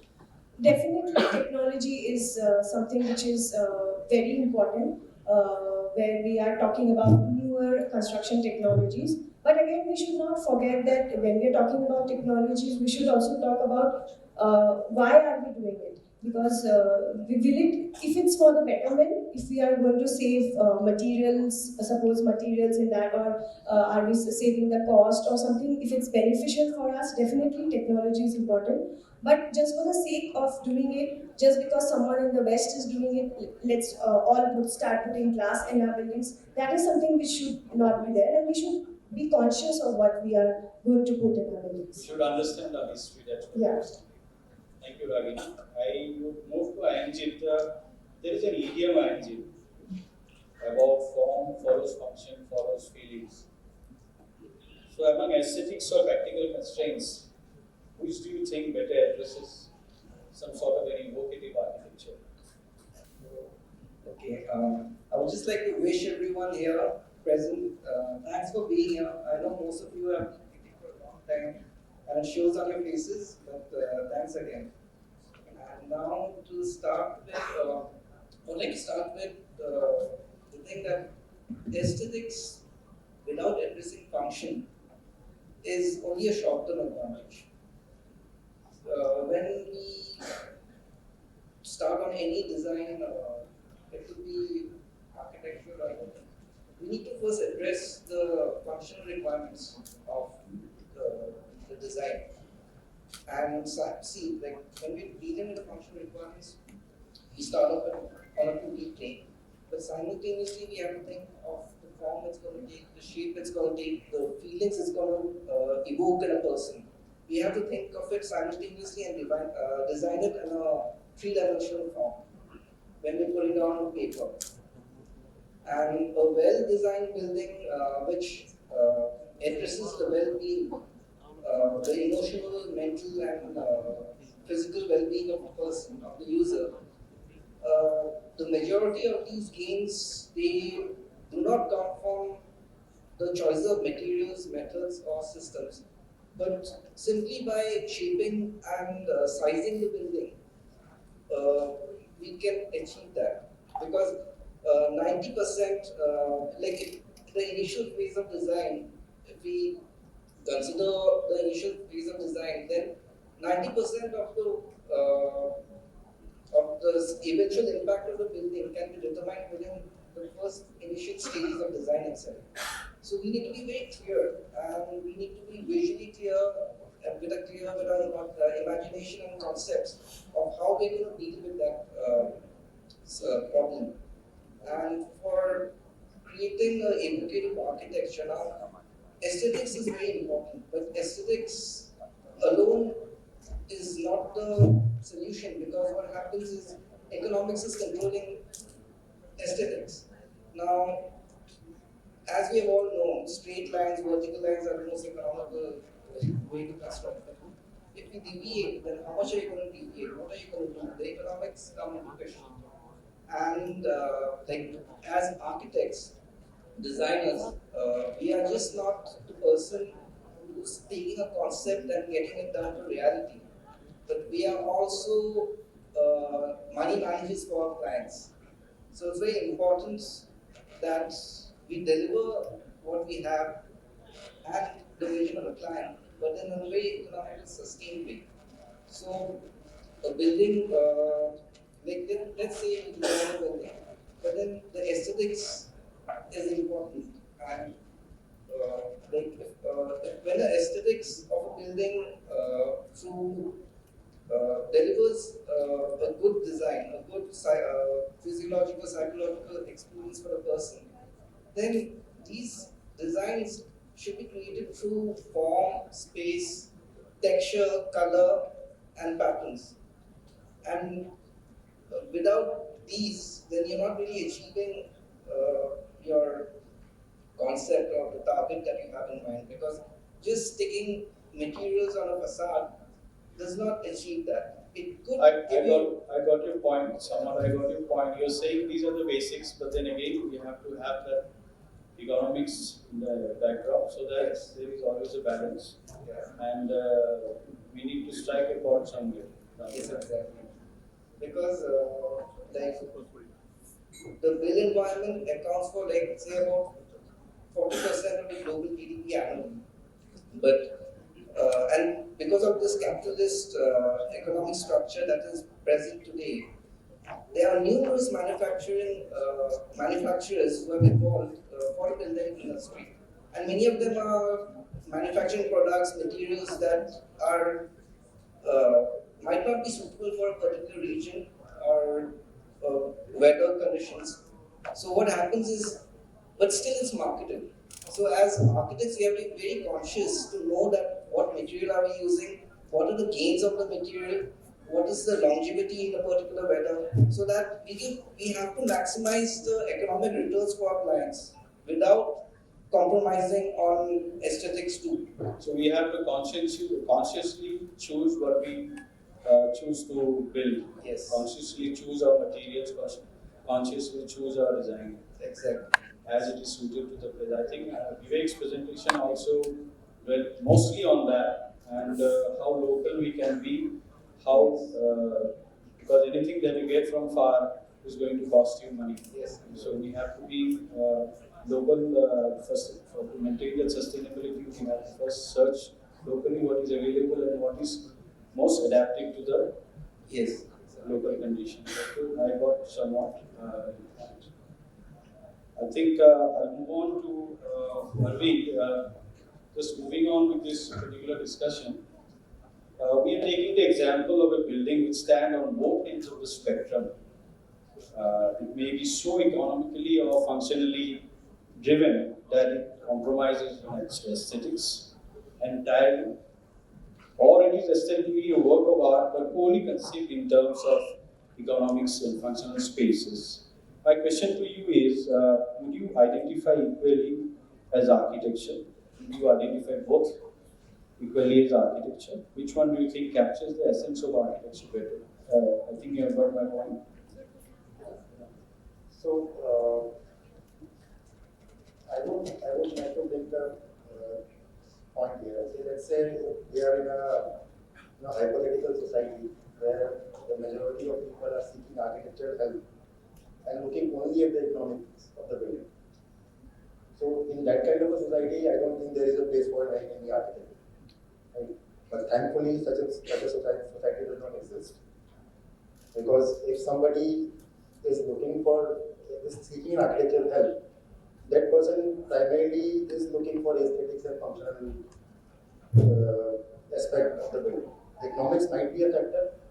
How much of proportion or how much of percentage of economics and aesthetics and functionality is there, that is again very subjective. It will depend on the kind of typology of the building, kind of the era of the building. So, for example, say we are talking about different era. We're talking about colonial era, where the economics of the building was a different parameter, right? So then came to our modern architecture, which was post World War, when economics was a very big factor. So now we are in postmodern era. Now we general people perceive architecture in a different sense. So again, let's say I'll also add that who's the user. So when we are designing for a marginalized society, when we are making housing for low income people, then obviously economics come into factor, right? So in that kind of scenario, aesthetics might take a backseat, and economics will be the front runner. But when let's say Mukesh Ambani wants to build his house, economics does not matter to him. He will want to make a statement out of the building. So it is as an architect, it is our duty if we can bring some economics to the building. Like I'm really inspired by what Vivek showed. He's been designing all kind of hospitality buildings, all kind of city centers, where economics might not be a criteria from the client's end, but from his own consciousness, own ethos, he is trying to bring the economics. Yes, exactly. That's what responsible architecture is all about. So in a way, you are saying we have to be responsible ourselves to design, economic. To think about the economy ourselves, even if it doesn't come from the other end, because that's part of our ethos and that's part of what we are supposed to do. That's what you are trying to say. And to add to it also, the initial cost of the building might not be a very good criteria, but how much of that building is going to, if the building has a life of 20, 30 years, 40 years, 50 years. So eventually, if there is an architect involved in the preliminary stage of the building, eventually the building will be an economical building. If it is done in the correct manner with all the correct ethics. Because when there is no architect in the scenario, a building might be a economical building in the initial stage, but it will need more repairs, more maintenance costs, it will be high. If the services are not intact in the building, it will eventually add to the cost of the building. So that is another aspect of the building. Right, you say. That makes me come to you, Dr. Gota. With this particular question, like where is the role of it's again about we are talking dealing with economics, but where the role of finance in architecture? How do you address finance as a pertinent issue? We have always argued with good architectures for people and their relations with space and other things. So where does finance fit in?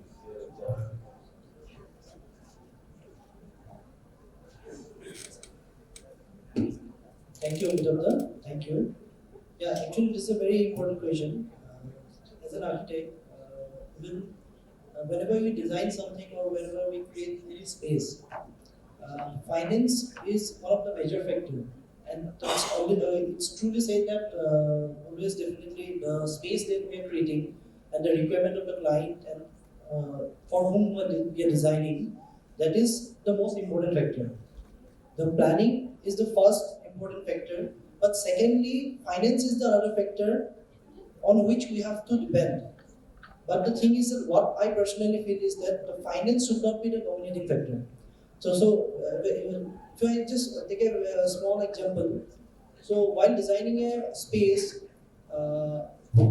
when we think of properly planning the space, if we properly create the space, we properly create the ventilation, light, and proper planning, in the time of planning only we can reduce the cost that is going to involve during the construction. And secondly, there is another factor. If a building or any structure is well planned, architecturally well planned, and space is well planned, and it should definitely enhance the aesthetic as well as.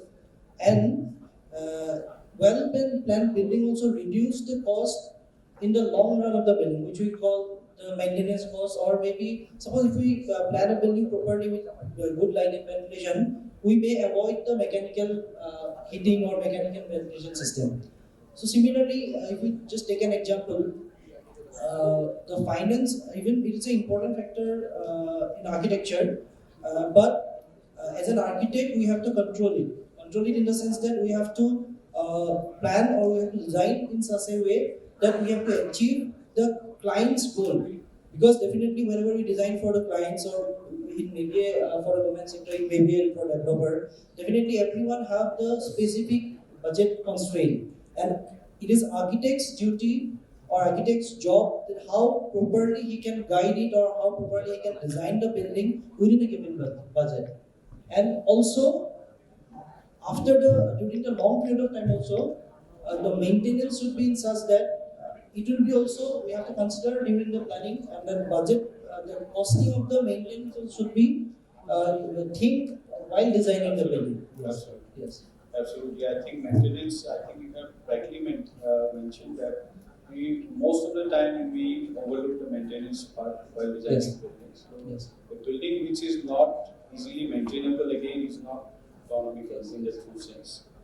So that again brings me to you, Ragini. We all talk about circular economy, like giving back to the society and about giving back to the environment. Just to get into the groove of things, and since you have been long been a green building consultant, I'm putting a broader question sort of. How do you think the architecture of India and specifically the city of Guwahati as such might be addressing sustainability and conscious design? So this will be a little tricky question because again, are we doing enough? That is something comes to our mind. I won't say we are not doing at all. At some level, I think there is a conscious understanding of what is happening around us. We do not have infinite resources. We have to somewhere draw the line and think about something which is in the terms of what we call as triple R, reduce, reuse, recycle. So somewhere on that lines, how can we reduce the energy consumption waste that is going to be generated? How are we reducing the CO2 emissions? And all that is related to the buildings. Then how are we recycling? So this can be in the terms of material recycling and I just want to ask you, years of practice, like so far, what is your experience of how the city is responding to this issue of sustainability? So frankly speaking, if we talk about our city in particular, the awareness level is still low. We try and think about all these terms and we know, it's not that we don't know it, but how much implementation is done, that is a different story because a lot of different constraints are also there. I won't deny it, but somewhere along the line, I think we shouldn't restrict ourselves thinking that we cannot do it. So, for example, when we're selecting a material, like it's always again, like I'm coming back to the same thing that we should think about something which is local, or have we also should consider something called as the life cycle cost of the building. So, embodied energy, which is again critical. So, we always think about operation, what is going to happen after the building is built, electricity bills, but what material is going in the building, the life cycle of that material, that is also important. And there are nowadays a lot of product declarations and environment product declarations by many manufacturers, creative certification. So these are some concepts which is still yet to be implemented maybe in our country at a large level. So now if I go and search the embodied energy of this particular material, we don't really have a proper database also in our country. When I was working in the World Bank, so there we were trying to develop one database where we're talking about embodied energy and all that concepts. So this is something which is still, I say, in the nascent stage. And one more thing I just wanted to add, when we're talking about these type of circular economy, we have to also think about somewhere restorative buildings, or instead of just breaking down buildings and making new ones, we have to consider the waste that is going to be generated. So construction waste is a huge problem, along with the rest of the waste that is generated in the city. lot in this stream, a lot of construction waste is going. So how are we tackling that, and how are we planning to reduce that? So maybe just an example, we were working on an existing project. So this was like a 40-year-old project, very famous project actually in the city. So instead of breaking the building or making a new one, why not do something to the existing building and make it better? So that is also one approach. So we were doing a lot of things like few things we can't change. Obviously, you cannot really break the facade or break the envelope or make something different in that. Or maybe we can do small changes, like we completely change all the water fixtures in the building so that we had low flow fixtures. Then we changed the systems. Then we changed the LED lighting. We had older we had CFL lighting, and then it was changed to LED. And few other changes were done, which is possible at that level. And then some part of it again will obviously be reflected in the energy saving. This was a remodeling project that you were It's not a remodeling, we're going for an existing, kind of remodeling, but not very this intense level. So what do you think is the level of consciousness? I would rather ask you, what is the level of consciousness among professionals like us, among the general public also, and authorities also, with regards to this issue of sustainability and this circular economy? I will say the consciousness is there, but again, The need to implement is missing. yeah, the implementation, the one. Yeah, that's the case is- all over the country. Let's not get into the debate of that. So, so thank you, Ragini. I think that's things that you just mentioned.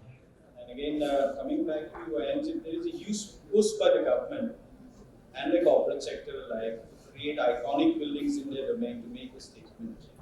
That's what we have been seeing all over us. A couple of years back in Guwahati also,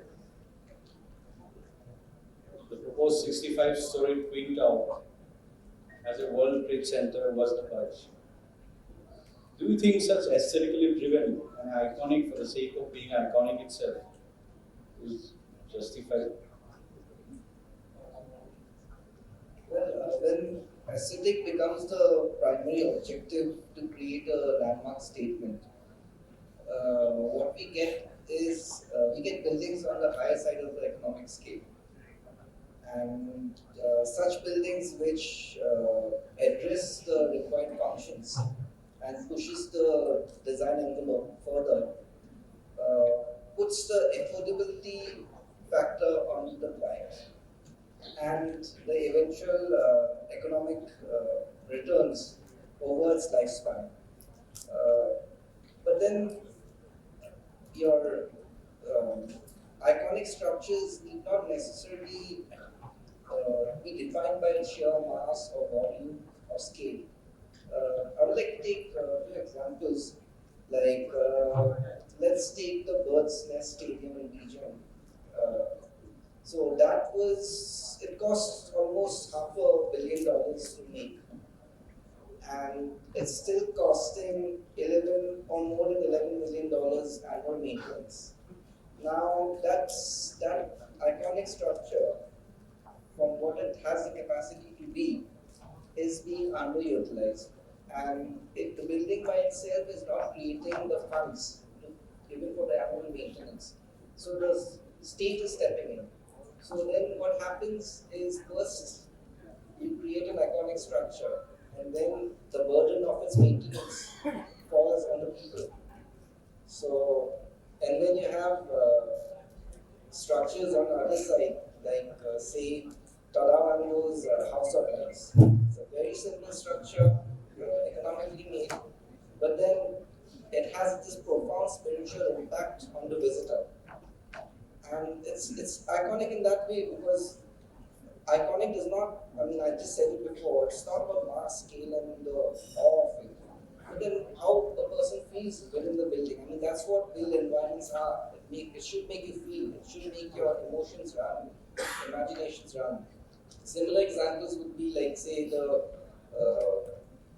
Kalam Reddy Memorial in Hyderabad by Sanjay Moy, and the Gandhi Museum by Charles Korea. So these are two sides, like you can make an iconic building if you want to make a big statement, but then what is the purpose? I mean, iconic buildings do need to happen, do need to Do create. people accept the Gandhi Museum as an iconic building? Then again, that's subjective, but then for most, just to understand the simplicity and how things have been put is itself iconic. So the definition, as you are saying, is very relative. That's what I could understand. It's about perception. But then again, what you have said about the maintenance part of it, the business thing, something very apt that you have mentioned. I think well said.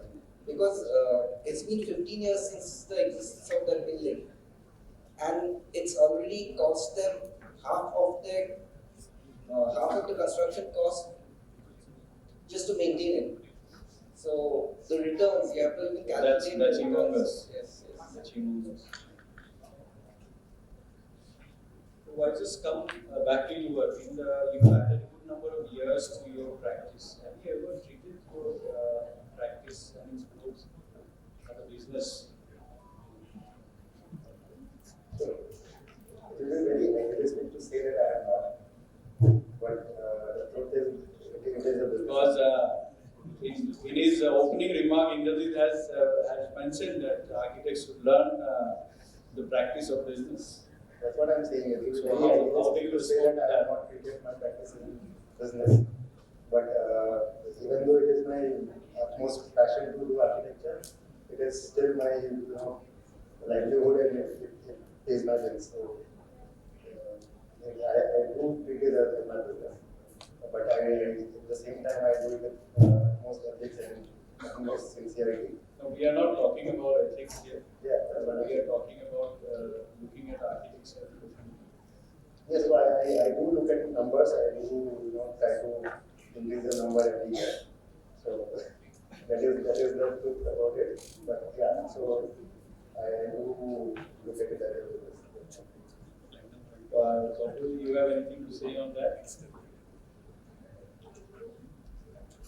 So what I personally feel is that definitely end of the day, we have to think of all the expenses that we have to run the office. Other things that what I feel is like architecture and business, if it is balanced, we may not only think of it is in a business way, because architecture is it's a form of art, which is one of the purest and oldest form of art. But yeah, it should not be like that. But nowadays, see, the thing is that it is not like if we see the architects like 2-3 years, 20, 30 years back, their perception is different. They are more into the artistic and the way they have designed, and they are very involved. But the thing is that we have to definitely maintain the quality of architecture and whatever we design. And purity of architecture to be maintained, but definitely it is practical that end of the day we have to think about the fees and how to run the office. But it should not be, again I'm saying it should be balanced. As Arvindji also saying, it should be balanced. So my point is that when you go beyond a certain level and your business grows, and your profession grows, let us not go into your business. But as your profession grows and your grows to an extent where you have to manage it in a certain way. So does it entail to a certain business? No, actually, yeah, exactly that is true. Definitely, there is a thin line between the pure architecture and the business. So we should maintain that line. We should not cross that line and make it, because the moment we make it architecture as a business, the purity of architecture, what we have learned throughout our academics and whenever we study about the great architects, so that will be something will be contradictory. So definitely the thin line has to be maintained.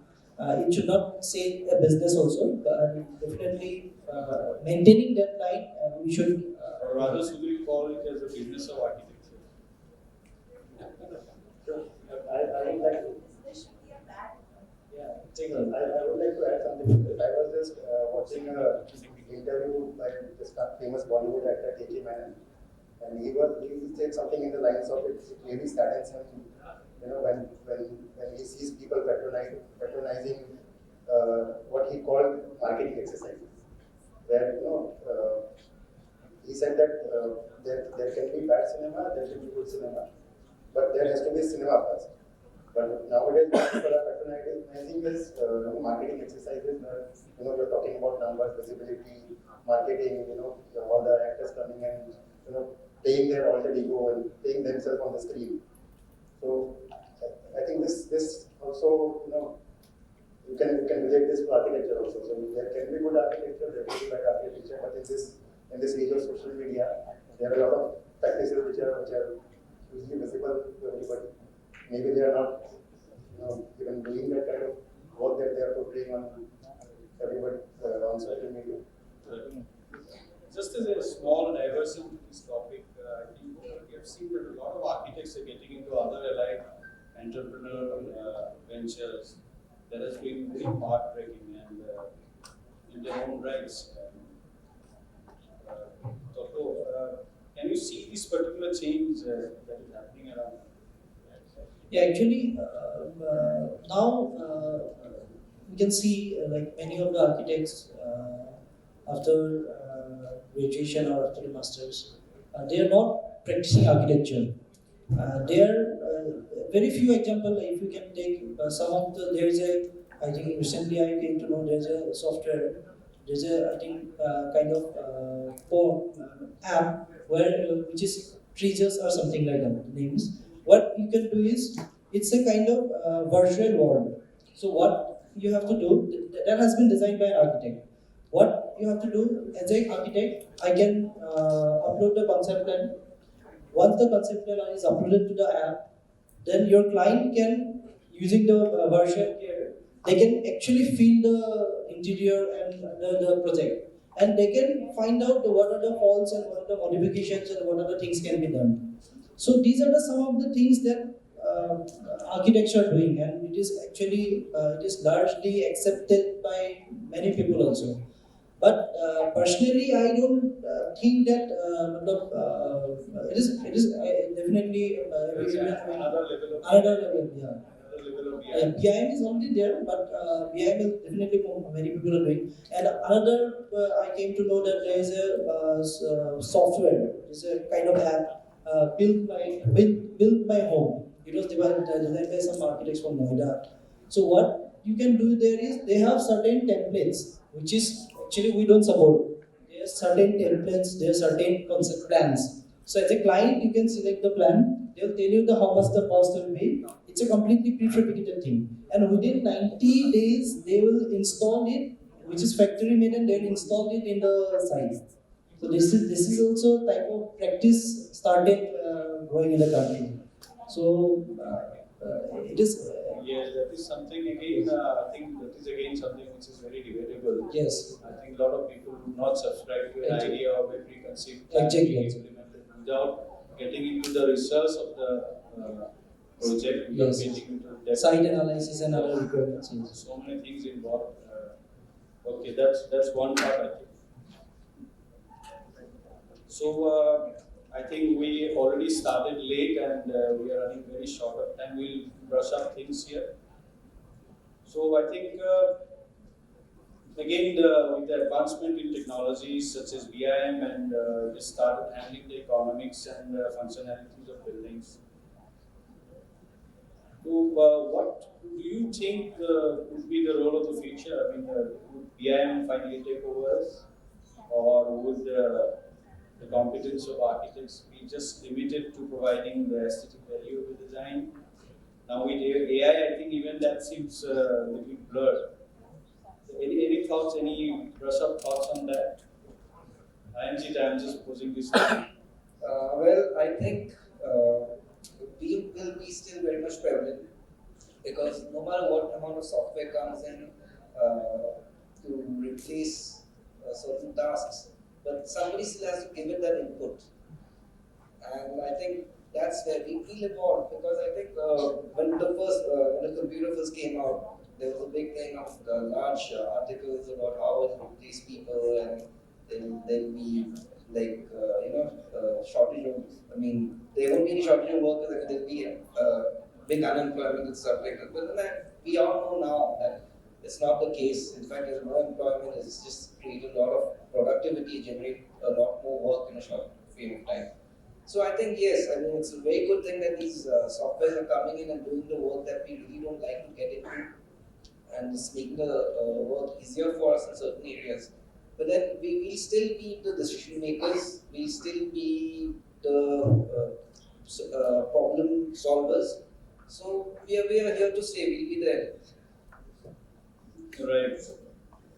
I think the debate will continue, the challenges will remain, but our prowess in handling the balance between aesthetics and economics is all that counts, as it is rightly said by someone, the means lead you to the end. And for us, the means is what we have been taught all throughout. Learn from traditional wisdom, but don't shy away from changes, because that is the only constant. With this note, I thank all the panelists for sparing their valuable time and energy to engage in this conversation, and particularly to this wonderful audience for their patient hearing. Thank you so much. Now, I request all the panelists and the moderator present on the stage to kindly stand up for the felicitation, for which I'm going to request Mr. Nandanwar and Mr. Saoji to please join us on the stage.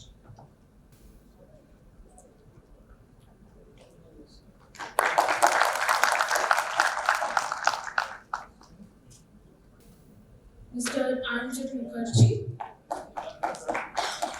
Anjit Chaudhary, my bad.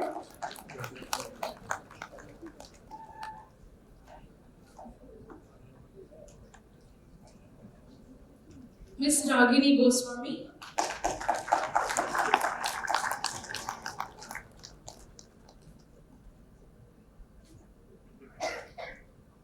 and Mr. Tupubrata Datta.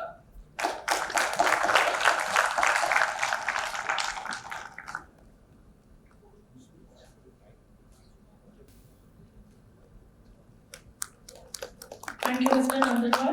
Thank you, Mr. Saoji. Moving on, without any further ado, let's get on to the most interesting panel discussion by the delegates, for which I am going to invite Mr. Ashish Agarwal, Principal Architect, Ashish Agarwal Interior, Pankaj Fukan, Architect, Pankaj Fukan and Associates, Ritik Hazarika, Principal Architect, Ritik Hazarika Design Associates, and Ronojoy Sen, Principal Architect, CPLAN Architects. Good evening once again. We are back with a Jill to debate on the same issue, which are doyens, but in a different perspective. I once again extend my warm sense of gratitude to ITB for giving me this opportunity. For the doyens, we have with us some of the senior most and leading architects and interior designers from this part who have already established a mark on the architectural landscape. Architect Ronojoy Sen is one of the senior most architects with several landmark projects to his credit, and is presently the Vice President of the Association of Architects Assam. Ronojoy, welcome. Architect Ritik has been very sensitive to his design approaches and has won accolades for some of his projects. Ritik, welcome. Architect Pankaj Fukan has a vast and a diverse array of projects under his belt and is currently the General Secretary of the Association of Architects Assam. Pankaj, welcome. And of course, designer Ashish Agarwal, who has a very distinctive approach to his works and insists on value-based design. I welcome you all to this forum. We are here to discuss architecture vis-a-vis economics. We may digress a bit and call it architecture and economics also, as evidently both go hand in hand, and we have already done that in the earlier discussion. That makes me come to you, Ronojoy. We have been taught that architecture is always a balance between tradition and technology, between form and function, among others. Where do you think architecture lies on the spectrum of art and business? Architecture on the spectrum of art and business.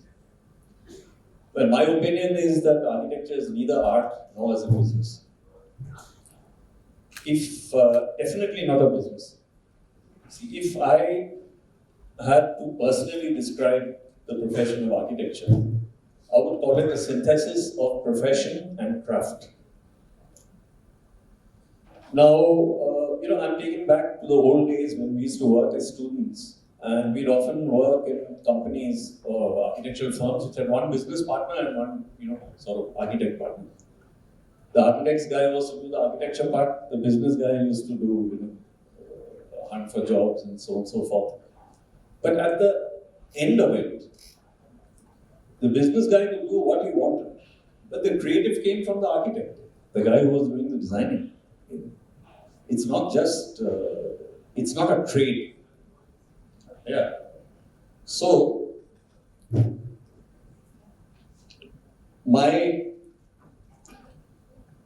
you can only judge a practice as a whole, right? Not by individual jobs. So there will be some projects which bring in money, some projects bring in creative success. Then you roll it all over, the period of a year or 5 years or 10 years, then you see, you try to survive, naturally. But that's how it works for me. It has never been about the money. Absolutely. Yeah, one more thing I'd like to add to that. A principle which, I've tried to follow. I have never said no to a client on any job, big or small, because if somebody comes in and he wants to use your expertise, always yes. Never about the money. Okay, that's great. Coming from you, I think that's well taken. Architecture today is at a crossroads where we are constantly grappling with challenges thrown by tremendous advancements in technology, need for rapid urbanization. There are aspirations of people for better living, and this is a mad rush for infrastructure development among nations, and finally the impact of all this on sustainability. So, Ritik, in this backdrop, how do you think the architecture of India, specifically this city, might be addressing sustainability and conscious design as such? Okay, I think what you're looking at is how the city is responding to the challenge of sustainability and, let us say, more relevant and conscious design. I think as a country or as a city, I think both of them are at par in the sense that we are not doing what should be done. I think sustainability has become, I've been involved in this business for some time now. I'm calling it a business, but then, but I don't see that beyond the rhetoric, beyond the keywords thrown around. I think by and large, we have not been very honest in our architecture as a country. I think we are not paying attention to tradition, we are not paying attention to a lot of things which we should. I think it's all becoming very cut and paste and very popping from the West. And I really liked Mr. Ratho's presentation. I think he pointed to it in a certain direction which we have seen in Calcutta by previously other architects. So I think he's following in that footsteps and he's doing great work. I think we need more people like him to bring out the best of our country, because as a country we have not really figured out what. It's very difficult to figure out what India's style is, because India is a diverse country, a lot of climatic zones and this and that culture. So, but still, I think we are yet to find our idiom or our language, as one would say. So I think that is what drives me, at least. I'm still looking for it. I don't think it's there yet. So that's very wonderful to hear. I think that's what should be driving everybody. At least we should inspire, some of us should inspire the coming generation to do that. We have to again, because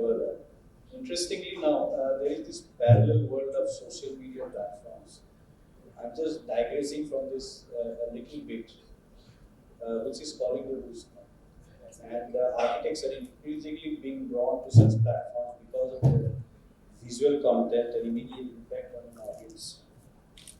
My question comes to you, Pankaj. Do you find it a distraction, or you're even, or you'd rather try to embrace that into your practice? This is really a very heavyweight question at this point of time. See, my answer will mostly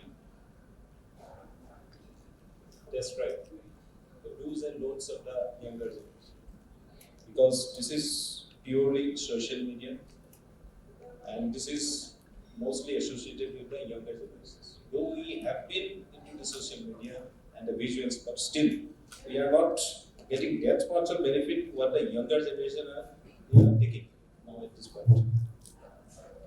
See, the social media, you will find exciting architectural elements, designs, and importantly, if you go on to just simply templating those designs, definitely I will say this is a wrong approach.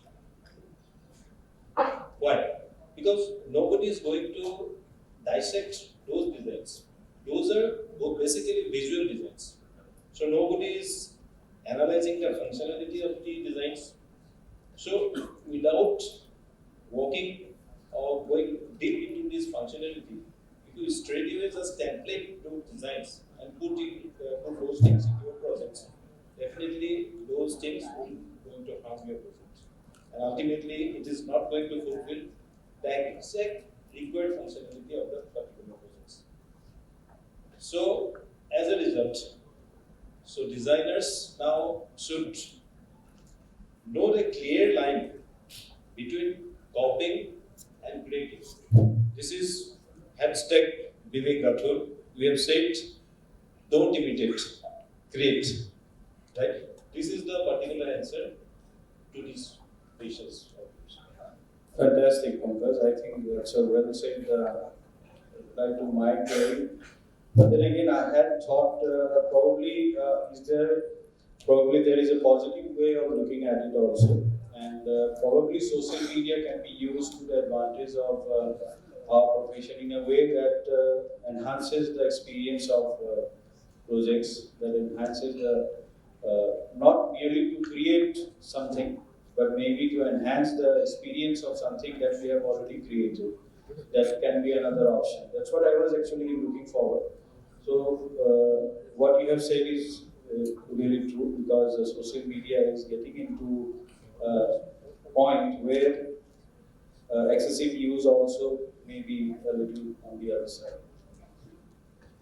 Okay, thank you, Pankaj, for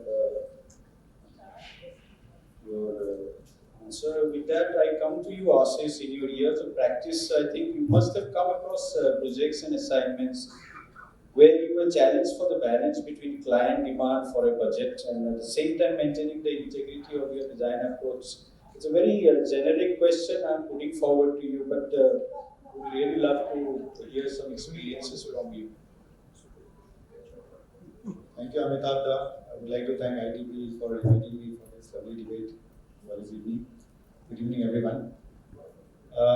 This question is very broad and open for everyone, and we have been chasing for the answer for a very, very long time. Every client comes with a budget and some kind of imagination in their mind. Well, for me, interior designing is a passion to create something very artistic. Of course, budget come along, but in the thought process, the budget doesn't take place in the overall creative approach to the design. Budget is a derivative of, I think, desire and need of a client. If you understand the real purpose of a space which we are going to design, then we can actually understand that budget is not so relevant.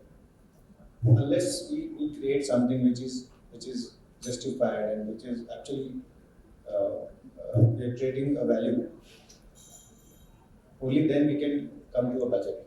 So budget cannot determine. If budget would have been the the primary criteria of any space or a project, then you would not see a Burj Khalifa or Empire State coming in shape. So I believe that budget absolutely take the backseat. First, we have to impress our client or the occupied or occupant of the building or any space, be it public, be it personal, any space which we design. It is very important to understand the desire and need of the client and give them some counseling, give them some education about architecture, interior designing or space which is going to create. Keeping in mind all the aspect of environment, sustainability, plastic material, everything comes into the process of designing. But budget is something always comes later on. Unless you have a design in place, the right design in place, budget has nothing to do with it. What you're trying to say is if your design integrity is intact, then your budget doesn't matter much. That's what you want to say. Design itself is an approach. Integrity is something which comes with the individual. It is someone follows, someone doesn't. For me, it is a pure practice, it's a pure passion to design. If I'm confident about my design, I can definitely convince anybody with that, which I'm looking at. With this, I come to you, Ranjit, once again with this interesting question. What is this one quality or aspect that is worth preserving, even if it means compromising on the economics and functionality? Is there something that you feel worth compromising? Worth preserving, even if it means compromising on the economics and functionality? Well, I would say, the architect's basic thing is competence. First you be competent, then after that you can become a genius. So whatever you do, at any scale, the job should be competent, it should be correct. And that's it. I think that's a one-line. Well said. I think that takes care of everything. Again, I come back to you, Ritik, with something. The image of this city. Whenever we discuss the image of this city, we think of it very visually. What do you think defines the aesthetics or the architecture of the city in particular? Do you have, do you think Guwahati has a character which is defined by its topography and adequately complemented by an adaptive architecture? I know it's a massive topic and it's like touching the hornet's nest, but still we can brush up some thoughts. Just 2 lines on that. I think Guwahati is a very unique, geographically, it used to be a very unique place. It had hills, lakes, river, everything was there. But, and the architecture was supposed to happen around it. It has not. So I think as an image, it is definitely not responding to the geography or the settings that we have here. So as I said previously, I think there are a lot of things which we are just replicating from. Could be anywhere, could be in Guwahati, could be that building, could well be in Guwahati, could well be in Jaipur, whatever. So I think we as a city when we talk about image of a city or what the city looks like, I think it's the streets and the edges of the city that's very important. And that is where I think we are failing tremendously. I think our cities are the street edges. Whenever we go out of our country or whatever, any other place, the first thing you'll notice are the streets and the edges, what happens. So I think as an urban designer, whoever is here, they will know the importance of those things. And I think in this city, that is where I think we are falling even further. So I cannot think of any image that defines. I don't think there is anything like that. I mean, it's all. Would you chaos will add bring something interesting? interesting. Do you want to add something? Chaos may bring up something interesting, but I don't see anything. I know you have a lot. One line definition of Guwahati: bylaw architecture. Okay, that does it. Okay, Pankaj, I just come to you for a very brief question. It cannot be brief, I know. Again, it's a very controversial question.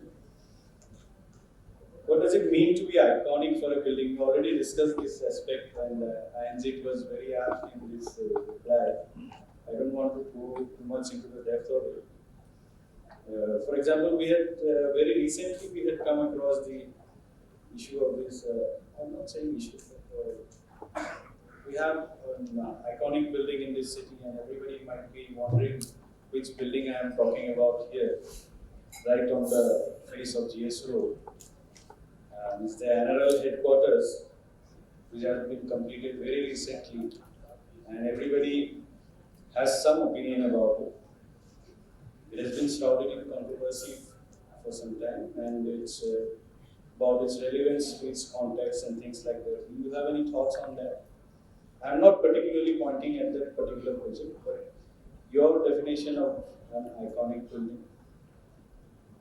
See, it's very hard to comment on some building, first of all, being an architect. Firstly, for me, and maybe for everyone, being iconic doesn't necessarily require the building to be aesthetically functional. It depends how it responds to the society, the culture. So, if it is really responding positively to the society, definitely you can accept this building as an iconic building. Now, coming to the context regarding the corporate office building of NRL. I think that building, it could be taken as an iconic building. In terms, see, it has changed the skyline of GS Road. I will not say it has changed the skyline of Guwahati. It has changed the skyline of that particular place in Guwahati. So, this building is good, but I don't know how it is relating to the society, how it is emotionally attached to the people of Guwahati. The building has to be emotionally attached. And at this point of time, I cannot say 100% that building is emotionally attached to the city. That's a very important point. That's a very important point. I think emotions and whenever we talk about our practice, emotions do matter. And whatever functionality or whatever design parameters that we always talk about, and emotion is a very important and vital part whenever we talk about designing in the public realm.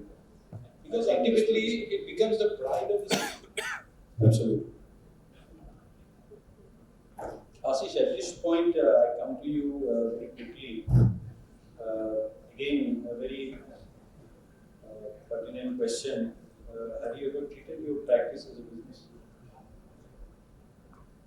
Well, it is a business, I agree. What is a business? If you give some value and you get some value and you make profit out of it, it's business. So of course there's one side of the architecture or any profession, there is a business involved.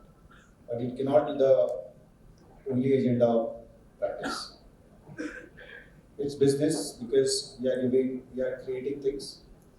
Because we are creating spaces, there are products which are getting manufactured, which are getting used. We are making sustainable, we are making life easier, we are improving life. So, of course, we are somewhere directly or indirectly doing a business. In design, if you understand the numbers well, you can do better design. If you mean to say that whether I take my practice as a business or not, I have a very clear thought process that first you approach the design freely without any boundaries. Understand the client's need in depth, educate them about the budget. Recently, I've done a residential project where this client were 4 family members. They came with everything pre-designed and 3Ds were made and everything was in place. And they were disappointed. They came to me that Ashish, this has been done by this architect and we are not happy about it. And we have already invested a couple of months in it. What do you think we should do now? I just asked them a simple question. Can you just park this aside for some time and just talk to me? I tried to detox them with the thing which they've been doing so far. And eventually, after having a lot of sessions for around almost 2 to 3 months, we come up with a very fresh idea and a fresh design approach. And they were so happy about it. Of course, we raised the budget from X to Y, around 30% budget were that.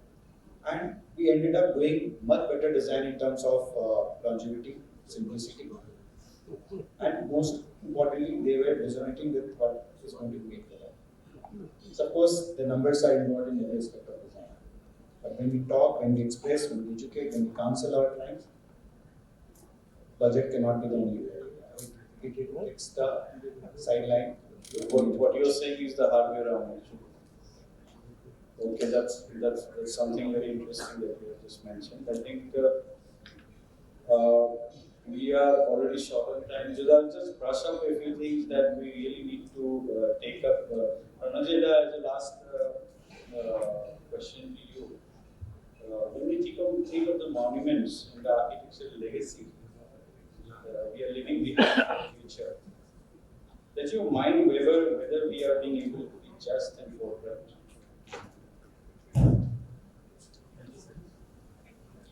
Are we being able to leave behind a legacy which is right and forthright? I mean, what I'm trying to ask you is about the monuments. I'm talking about the monuments and the architectural legacy.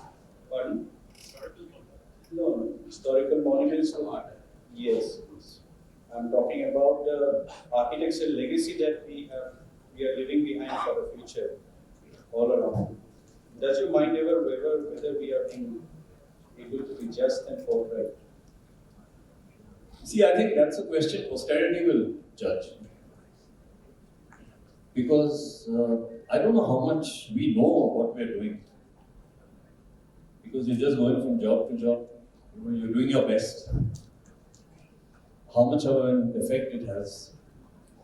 Because there's one, there are a few points about the architectural practice which are important for young architects. One is, the enormous amount of hard work and dedication you put into any project is never seen by anybody. They only see the finished product.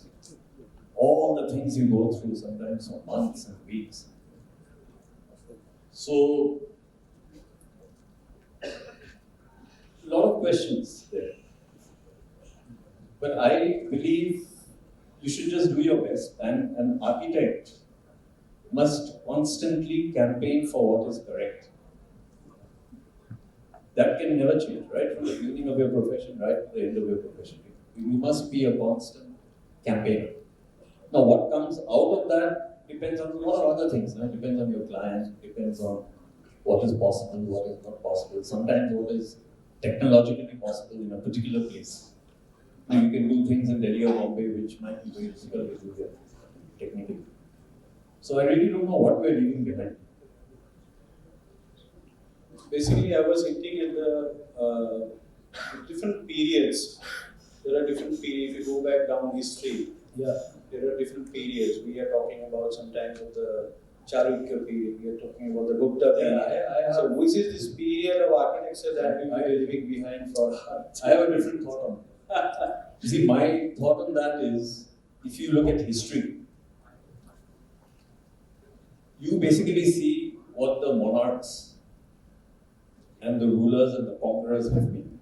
You have absolutely no idea of how long. Absolutely. So we are talking about the 19th century. Yeah. Say, for example, Frank Lloyd Wright has defined the very when he started. He is one of the pioneers of the modern era of architecture. I think I'm not saying only FLW, but there are a lot of others in that era. No, Frank Lloyd Wright is a very good example. I'll tell you why. He did a very simple thing and changed the world forever. He took the kitchen from 40 feet behind the house and put it in the middle of the house. We're still doing that. So he changed lives, not just in his prairie buildings, he changed lives all over. So he didn't do it by imitating his projects. I've done my best to imitate him as much as I can. Total failure. But the way of life was changed by one simple act. And that was in the early 19th century, 1905, 1906, I think he started with the prairie house. I mean, what can you say about it? That is genius. Thank you so much, Anjay.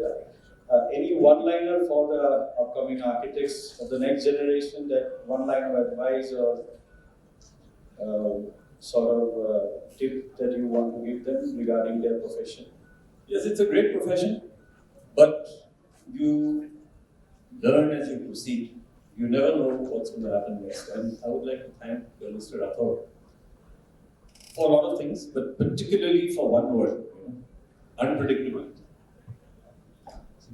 That is the beauty of the profession. You don't go and do the same thing every day. Art to art, every day things change. So that's all. Dedicate yourselves, a lot of hard work. But I think most of it is very pleasurable.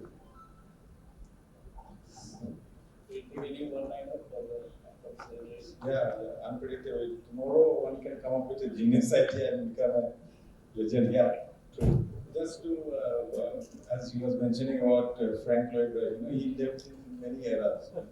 His buildings span, other than the physical eras, there are these buildings even now.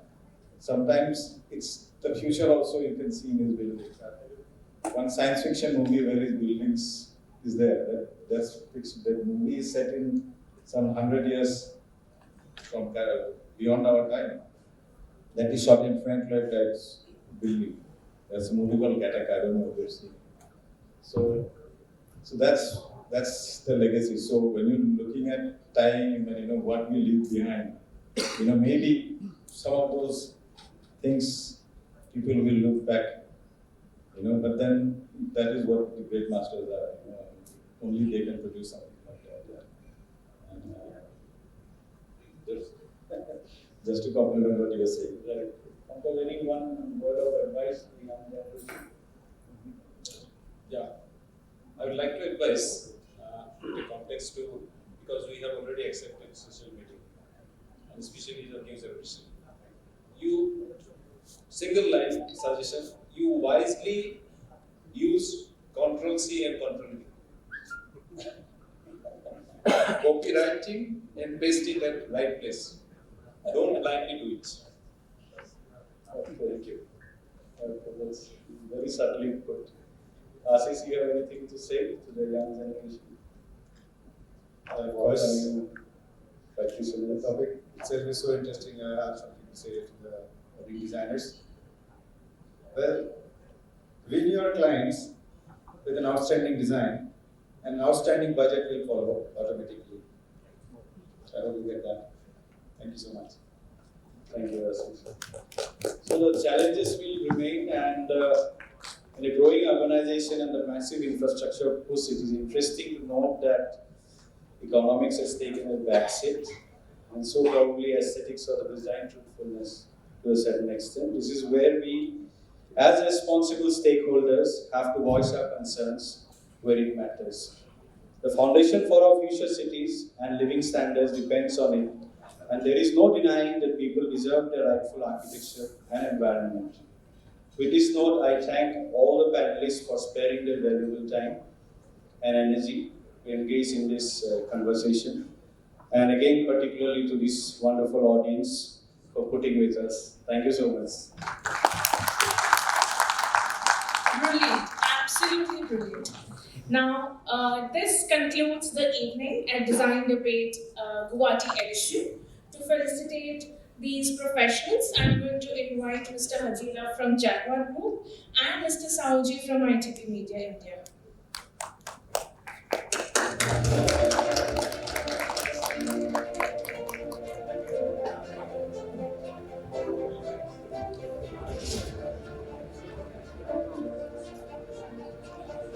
Ashish Agarwal.